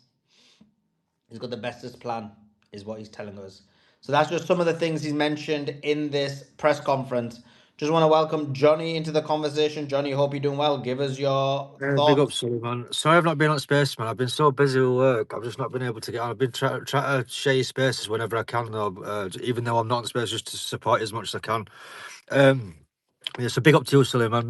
Nice to see you, Gary, Andrew, Simon, everybody. Big up to everyone, man. I've not been on space as much because I've been so busy with work. Look, what to say on Trump? I'm sure the families, right, of the, I think it was over 150 schoolgirls, I'm sure the families and the extended families are so grateful that you dropped a bomb on their school. I'm sure they're elated with the joy for doing that. Like, this guy is a senile old cunt, excuse my language. Like, this guy is demented. He's absolutely demented. Nobody in the right mind wants to see bombs dropped on them. Like what is this? What kind of nonsense is this? This is the guy that's in charge of America. Like, I mean, like, if your reputation wasn't already in the gutter, it's like it's 6 feet under now. I mean, it's like the stuff that he comes out with like blows my mind. Absolutely blows my mind. The crap that he comes out with. And Pete Hegseth, honestly, I can't believe these are the people that are quote unquote leading America. They're an absolute disgrace. And this notion that Iran's scared and they're being decapitated. Really? Have you seen Tel Aviv? Have you seen the pictures coming out of Tel Aviv? They're getting battered every night. It's like he thinks we're all living under a rock and we don't have internet access, so we can't see pictures, we can't go on internet and see what's going on. Like, it's like he's living in a different reality. He's living in a completely different reality. And thankfully, a lot of Americans are waking up to his fucking bullshit, and that's what it is. But I can swear because Beatrix is not here, so I can get away with it now. No, you can't, Johnny. We're on YouTube. All right, fair enough. I've got to be PC. I've got to be PC. Yeah, you got to be Bloody a good hell. boy. All right, fair enough. The thing is now, yeah, we've been warning you all, right? The devil you know is better than the devil that you don't. And we warned all you Iranian monarchists, right? You do not want America coming into your land and stuff, but like anything that America does is for the benefit of America and Israel and nobody else. Like, they've been carpet bombing Tehran. Do you think it's a case of, oh, we'll drop bombs on the pro-regime lot and we'll make sure we'll miss out the people that are anti? Like, that's not how it works. That's not how it works. Anyone can get it, as anyone's been getting it. They don't discriminate. They'll bomb anything at the behest of Israel. So, like, I'm not necessarily pro-Iran per se, right? But I will ally with anybody that is against Israel and Zionism. Like, I don't care who you are. I don't care what planet of the globe you come from. If you're against Israel and Zionism, we can at least be allies. Maybe not friends, but definitely allies. And that's just the way I'm looking at this thing. Like, we're now being like, I'm personally now being directly affected by what's going on, as I'm sure not just me, but we all are. Working class families in the UK are literally struggling now.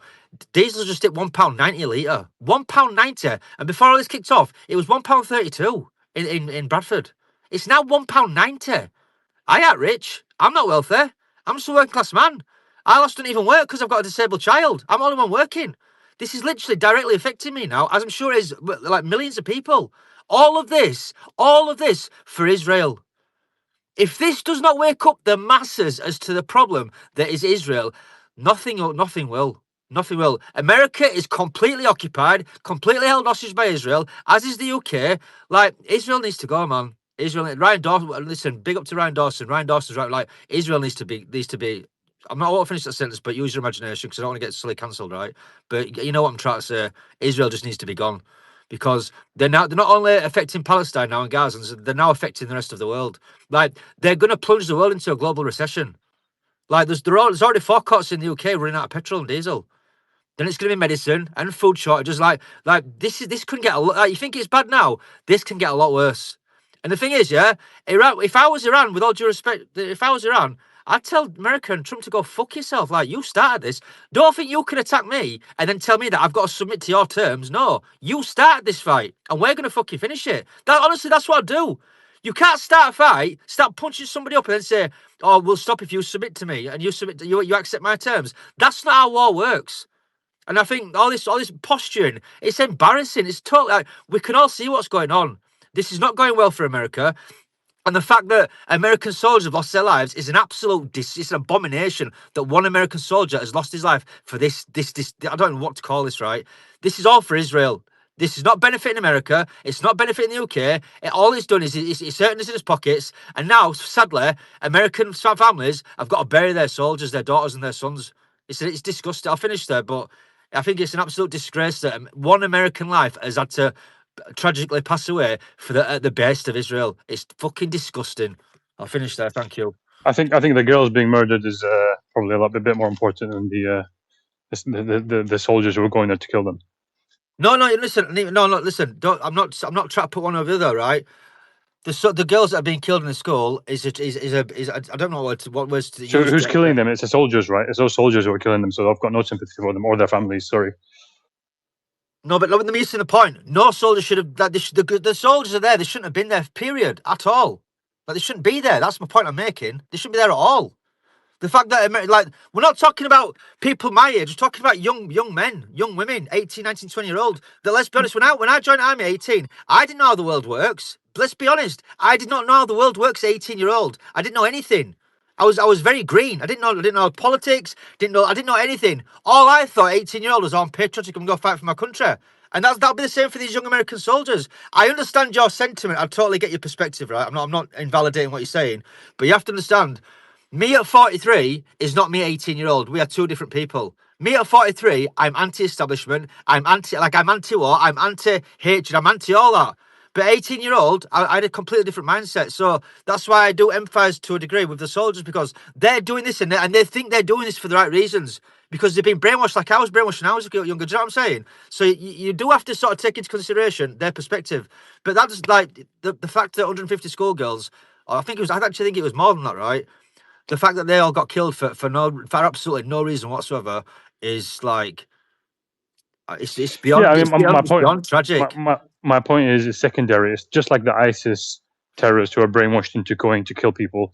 Like, that isn't. They are not the primary victims. The primary victims are the people of No, Islamic Republic of Iran. I agree with you. Like, listen, the primary victims, right, are innocent people, children, women, men, people that are just going about their daily business. People in Tehran that get up today to go to work, and guess what? They've got carpet. Like, I've seen footage where the missiles were landing and people just weren't moving. They're not scared, but you shouldn't be in fear of just getting up to go about your daily work or daily duties in fear of bombs coming on you. Innocent people, honestly. It's just a tragedy, and it's a tragedy that it was absolutely, completely avoidable. It was completely avoidable, all of this. All this because Trump is a fucking gutless fucking coward. Excuse my language. Wait, Johnny, we're on Sorry, YouTube. my bad. Are you Mossad? My bad, Sully, my bad. But Donald Trump is a gutless coward. Simple and straightforward as that. And rest in peace to all them girls that were killed, and anybody else, any innocent person that has lost their lives because of the behest of bloody Israel. Do not forget, it's not for America, it's not for the UK, it's not for Iranian women's rights. No. This was for Israel, and we cannot let that go. I'll finish there. Remember the war doing everything for him.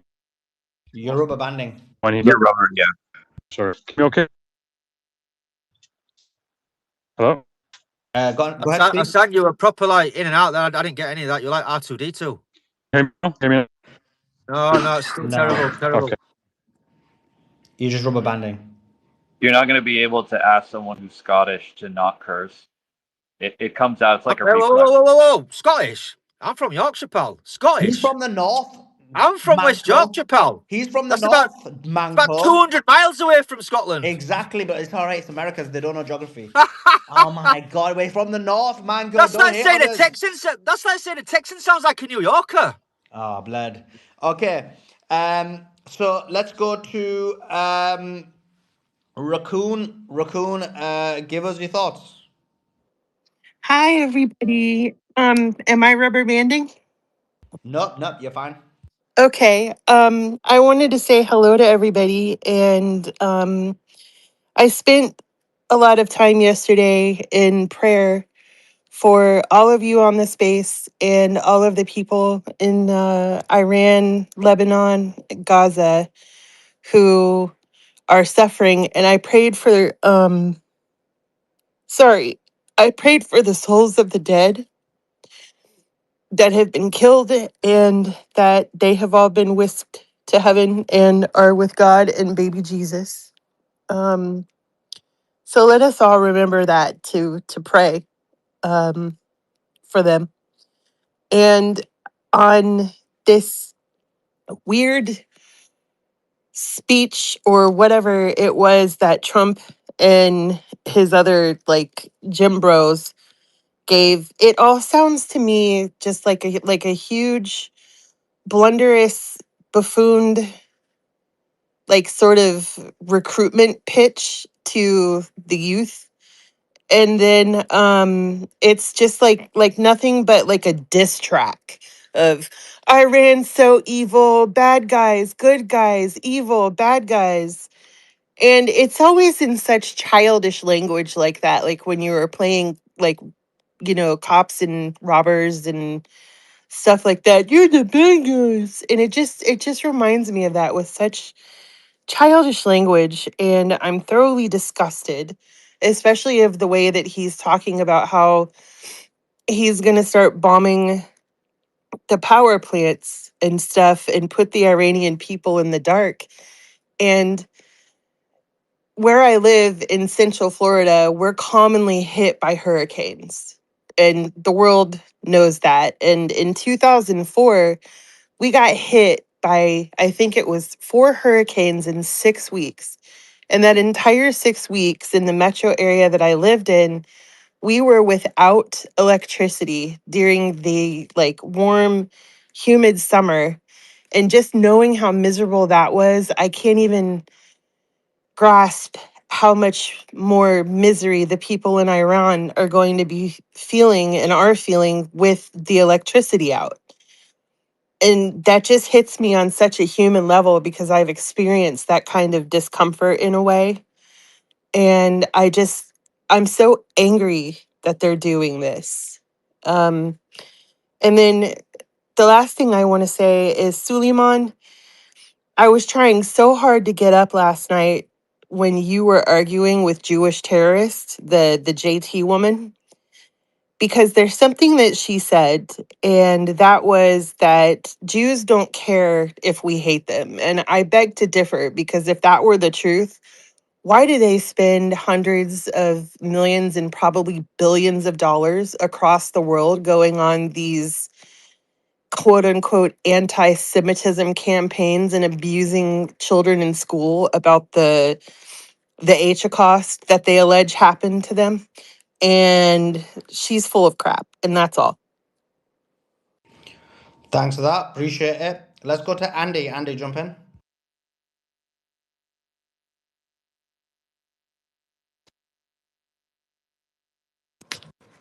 Hey, can you hear me? Yeah. Can you hear me? Yeah. Yeah, yeah, exactly. That was a very important context. Like people just don't get what taking out power means. It's like people are going to suffer, and this is a very human issue.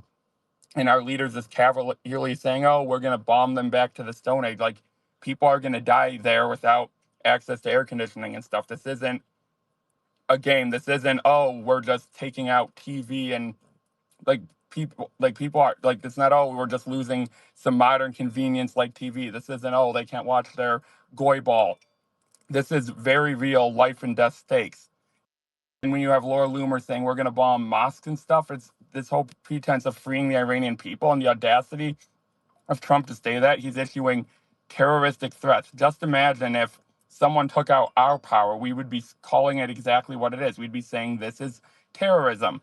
This is a war crime, and we need to call this out because that's exactly what it is.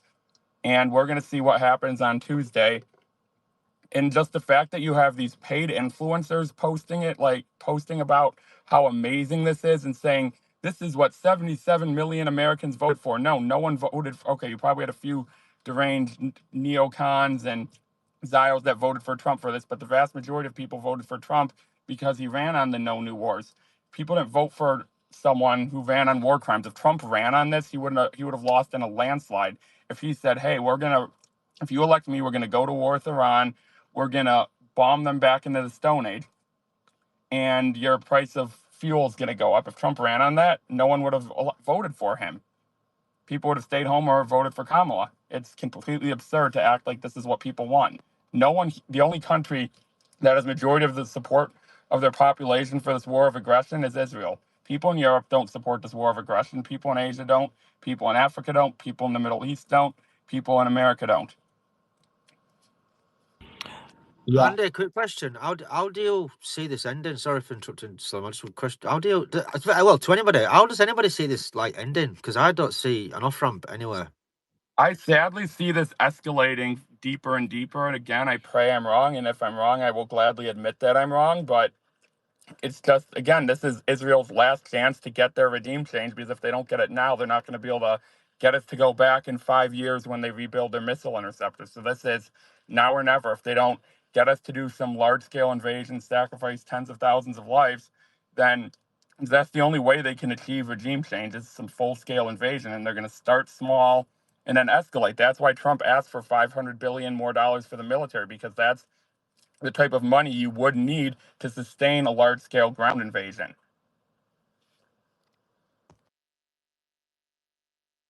What about you, Sully, on that question? What's your thoughts on that question, please? I mean, I think it's going to escalate. That's been my position from the start. I think it's going to continue escalating until it gets to a ground invasion.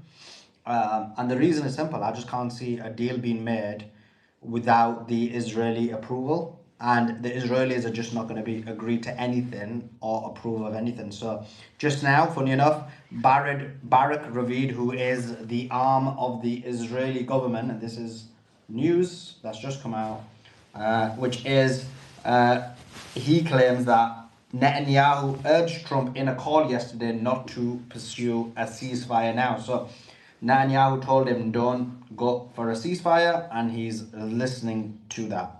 So that quite clearly gives you a kind of perspective on what the goal is, or who decides what, and what is decided by whom when it comes to decision making. So then, Simon, are you there? Yeah, I'm here, Johnny. Yeah. Like obviously, I know you and Sully have got different perspectives on sort of who's like moving the chess pieces on this, right? I've been listening to a lot of your commentary and find it very insightful. Like, you think a lot of stuff that you say like kind of agrees with like Shahid Bolson. I don't know if you're aware of him. But like, if let's just say there's people above Trump and above Netanyahu that we're all led to believe, like surely somebody's got to like put like Israel or Netanyahu in check and say this has to stop. If because your sort of thesis is that they don't want to escalate to like a regional war, right? But like at the minute, it looks like that's where it's going. I mean, so my theory is at the end of this, Israel is economically weakened. The GCC look like they're going to have to have massive rebuild contracts that weakens US presence in the region. And there's going to be a massive amount of rebuilding that's going to need to happen within Iran. That's all going to be rebuilt by Asians, by Bangladeshis, by China infrastructure contracts.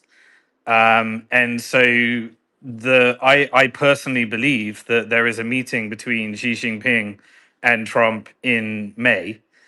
And my overarching theory of what's happened before Trump even came into play is that tariff policies and destabilizing the US has all been about that Russia won the war, China won the trade war, and now Iran effectively has economically the chokehold by the closure of the Strait of Hormuz. And that leads to a global reset and a opportunity for US to look strong while it retreats into a regional power, but looks like it was fighting to be remain a global power. So that's like my overarching framework. And every single rebuild contract resets the world order. Um, and the powers that I think sit above Netanyahu or Trump, financial corporate interests and military corporate interests and technology corporate interests. And I see how they all benefit from this. And I see how, personally, I think the two real superpowers of the world, which is the previous empire, America, and the new the new empire that the American economy is dependent upon, that the GCC economy is dependent upon, and the Iranian economy is dependent upon, and the US military is dependent upon, and the US technology is dependent upon, and the US financial interests are dependent upon is China. So if China wanted to pull the rug and say this is over, they could do that right away. So I believe that there is a managed transition, and I think that BRICS and the regional players in Iran have a plan that is working to perfection. And part of that was close the Strait of Hormuz. And eventually, I think we get this escalate to and this moment is the change of empire and the fall of the US empire. And that's what I think we are transitioning to. Yeah. Sorry to interrupt you. So do you see it escalating like almost like one more round of like bombing before the sort of cannons fall short, fall silent? Is that what you're sort of saying? Yeah, there's well, at each round of escalation, more infrastructure is being destroyed, which impacts energy prices, which vassalize the world into private corporate interest, and then set the new order to renegotiate all of the oil contracts, energy contracts, trade route contracts, and military contracts. And I think the Middle East is going to be West Asia, and this is a decolonization exercise. And I thought that originally the meeting between Xi Jinping and Trump was going to be April. I think this has spiraled, and now they've moved it to May. And if that meeting gets moved again, then it looks like, you know, we have to wait longer, and there'll be, but there is a real genuine economic time frame here, because I don't think we're going to a World War III or a global depression that leads to famines, destruction, and everything. Because if the strait is not opened, we've already got major recession coming and massive inflationary cycle. But if this stays closed for another month or two, we're in a depression that will last decades, like the 1930s. Johnny, my view has always been from the start, and I think it's been proven right. This war was is basically the final war, and it will go to the end, and it's between basically the force of Zionism in the region, which wants to establish Pax Judaica and control the Strait of Hormuz, so that it has both energy, political, military dominance over the world, economic dominance of the world, and that the Islamic Republic can't coexist with it, and that's why this war is going towards the end, and Sorry to interrupt you, but like if Simon's right and like the GCC's now wanting like is like sort of becoming the regional hegemon and the GCC's in charge, then wouldn't they have The a problem with GCC's not in charge. China's in they're charge. definitely not inside. Oh, They're definitely not Yeah. in charge. no. Let me rephrase what I said. In charge of the region, not No, like in no, charge of the world. the ones that were in charge. There's two powers in this region. There's Israel and there's Iran. Obviously, if you want to throw Turkey in there if you include it, but this battle is to establish who is dominant over the region and therefore has major global power. And obviously, the Republic has always been underplaying its hand, always been very rational, not to overarch and overexert its power. And this is when it's had its back to the corner. This is why it's responded like this, and now it's an existential war to the end of the T or the end of the Islamic Republic. Those are two options. Thank you for answering the questions to I both. think We there's an appreciate it. overarching reality that China holds the key to the GCC and Iran and America. So I think there is a greater power play that sits above that. Nobody has control over the Islamic Republic. It's always maintaining its sovereignty and independence, and that's no matter what the cost, and it's been proven by this war. Yeah, but if China stopped buying its oil, then Iran looks very They won't different. care. They won't care. Well, there is intelligence sharing agreement between Iran, China, Russia, and these are actual. I know you might think it's fully autonomous, but it's got an amazing partnership with BRICS, and it's in BRICS, and that is a vital part of this equation. The Islamic Republic always kept open relationships which are mutually respectful, mutually beneficial. No issues with that. And so long as China respects its rights and its sovereignty, there won't be any issues. The marching to the Islamic Republic. That's why. He's rubber banding a lot again. Simon, let me just pick up there. See, I think that scenario is very good where you have a world where you're doing business with people and you're having relationships with people because there's good commercial reason to do so. Period. People are just out there doing like I don't think that Iran has to submit to a player. I don't see them doing that.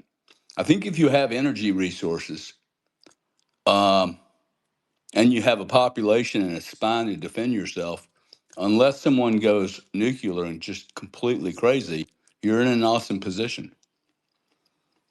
Yeah, completely agree. But right now there is a symbiotic relationship between Chinese technology, Iranian technology, and Russian technology, and the economic situation that they forged together.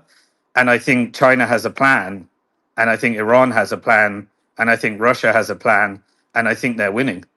And I think we're about to see what they got planned. And Well, it they involves don't have to winning. I do don't know any. why you try and fight to the death when you could win. Yeah, Yeah, why do people act like Saudi Arabia and UAE aren't also players when UAE has double the economy of Iran and Saudi Arabia has 4 times the economy of Iran? And they're both engaged in geopolitics in Sudan, in dealing with the Houthis in Yemen and having different factions there. So these are both actors that also have their own proxies.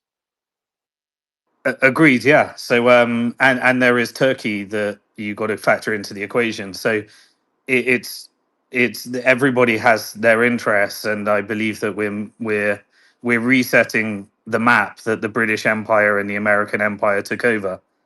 And I don't think that involves one dominant power. I think it involves an acceptance of the reality of the three, regional three. players. Basically, you need 3 players, 3 players or more. Yeah, so the GCC have the Western relationships. Iran has the Eastern relationships as well as the GCC, and Turkey has the Europe, Asian, and Middle Eastern relationships. And Turkey has, and Iran and Egypt have that manufacturing stroke military base.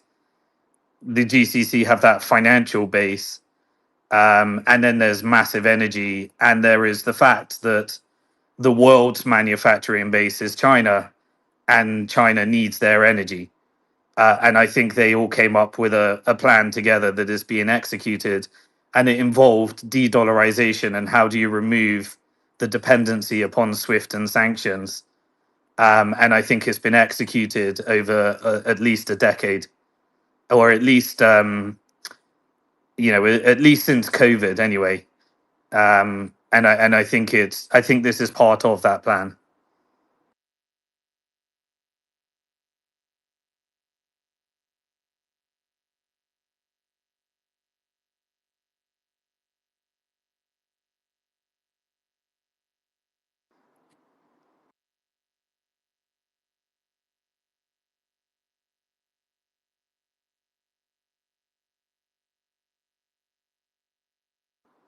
Was someone speaking, or have I lost connection?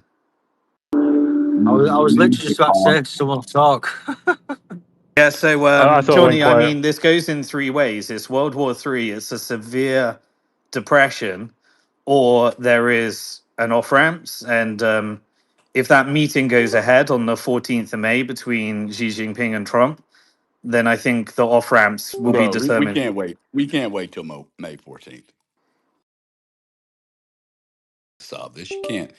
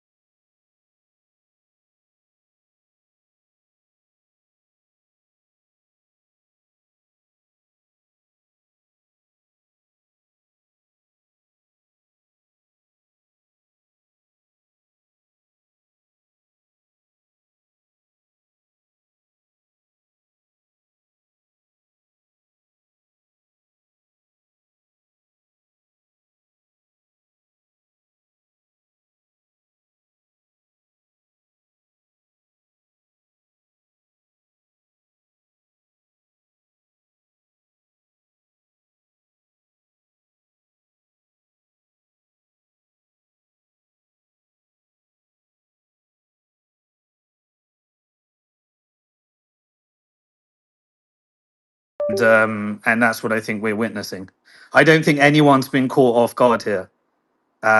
I mean, there are obviously things that people didn't plan for, and escalations and power that people might not have thought. All those things can happen, but in terms of the direction of this, Israel will be. There is no chance that China wants Israel to be a proxy for U.S. military power in the region.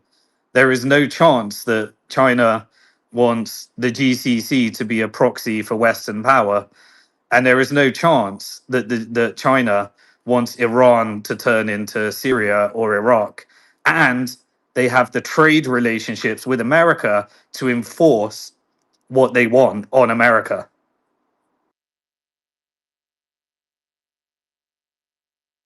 Well, Now, China, just to the because you don't extent that see it has, Xi Jinping being a buffoon, like putting Truth Social posts out there, because they actually don't care about press. They execute while you guys are caring about what the American people think. But China just gets on with the strategy, and China is winning, yeah, so and China Simon, has the capacity to win. to the extent that China has any leverage with the United States on trade, which is something that the United States is working to reduce every day, China's not China China is not going. can America manufacture weapons without China? We certainly can, and we No, you certainly have. can't. There are We vital certainly can. components, rare earths, and critical dependencies. In fact, there were There are 65 of them. There were yes. 65 of them So that America's working to reduce, but they're not reduced today. They could be reduced over the next decade, but they're not. They can't do no, anything we're without China today.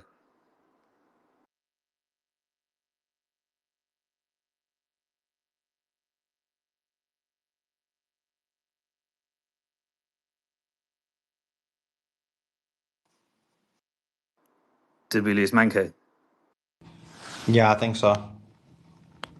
Manko, do you go? His audio might have gone.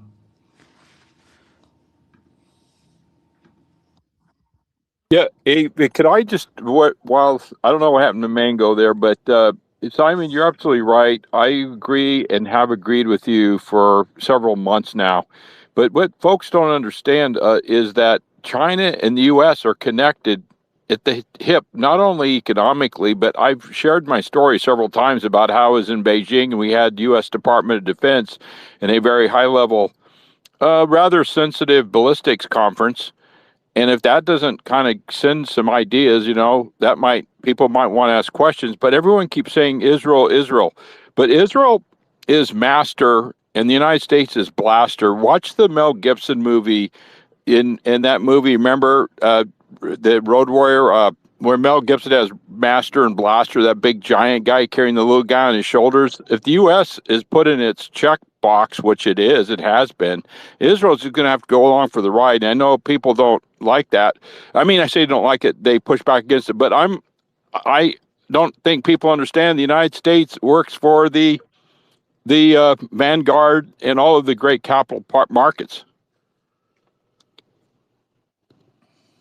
And it's why Israel immediately turned to India, because India is the only real leverage against China, that relationship. Yeah, that's more evidence, Simon. More very strong evidence. They're desperately running around looking for another blaster. If you, what's the name of that Mel Gibson series, Apocalyptic into the era there with Mel Gibson, Road Warrior, I'll think of it. Remember Master and Blaster?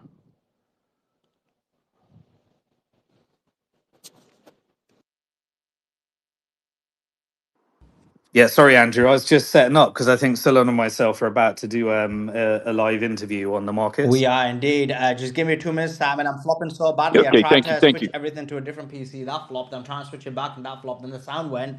Bro, I got no H1B. It's just give me just 2 minutes, and I will be ready though, like 5 minutes. See, Suleiman's Hey, running a space, setting up can, StreamYard. He's got no one H1B. yeah, He's can you like, guys confirm whether Kelsey Israel's working with India, and then like India's pulled all the H1Bs for Suleiman while he's trying to get this set up. He's on his own. looks like There's your looks proof. like Tulsi The Gabbard's AI been fired? takeover. So what were you gonna say, Gary? Looks like Tulsi Gabbard's been fired. No way. No Can you way. guys Oh, check that out? we've been waiting for that. Well, I don't know if it's We've true. been waiting for that, Gary. This is from Cape Town mayor candidate. Is that a good source, Gary? Or I don't know, buddy. I mean, I'm just telling something I'm reading that okay, looks if anyone legit. could But try and fact check that, we're just setting yeah, up for an interview, but we're just getting that as like unconfirmed internet news right now. If anyone's able to confirm,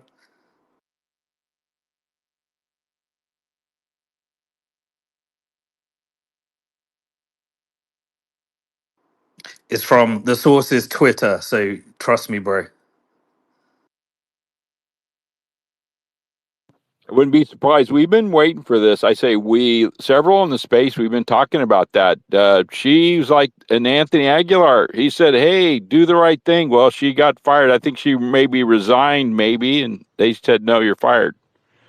Yeah, you can tell that she was started, or it felt like she started as an honest actor when she actually did the original, actual assessment of Iran to Congress and testified and said there's no threat there really. We don't believe that they're creating a nuclear weapon.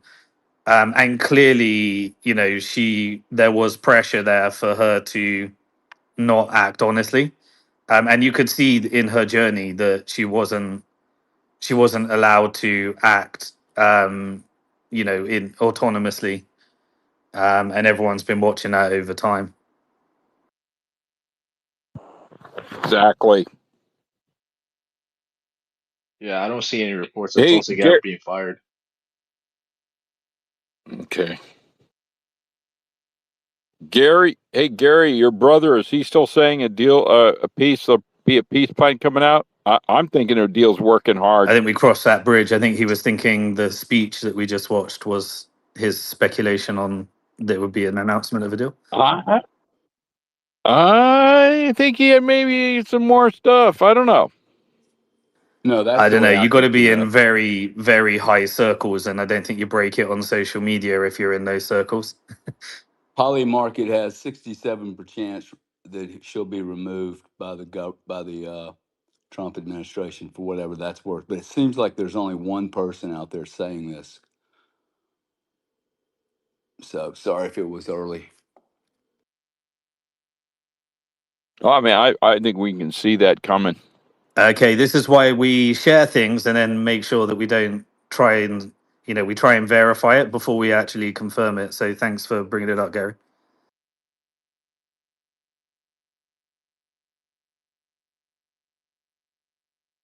It's called Mad Max Thunderdome. Mel Gibson had that series of Mad Max, and we had Master and Blaster. The United States is Blaster, and Israel's like the little master riding on his shoulders.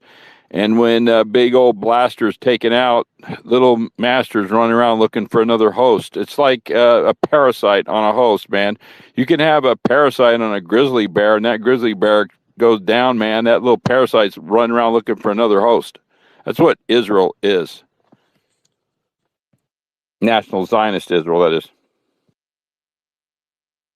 Yeah, Ibn Sina, I think you got your hand up. Did you want to chime in?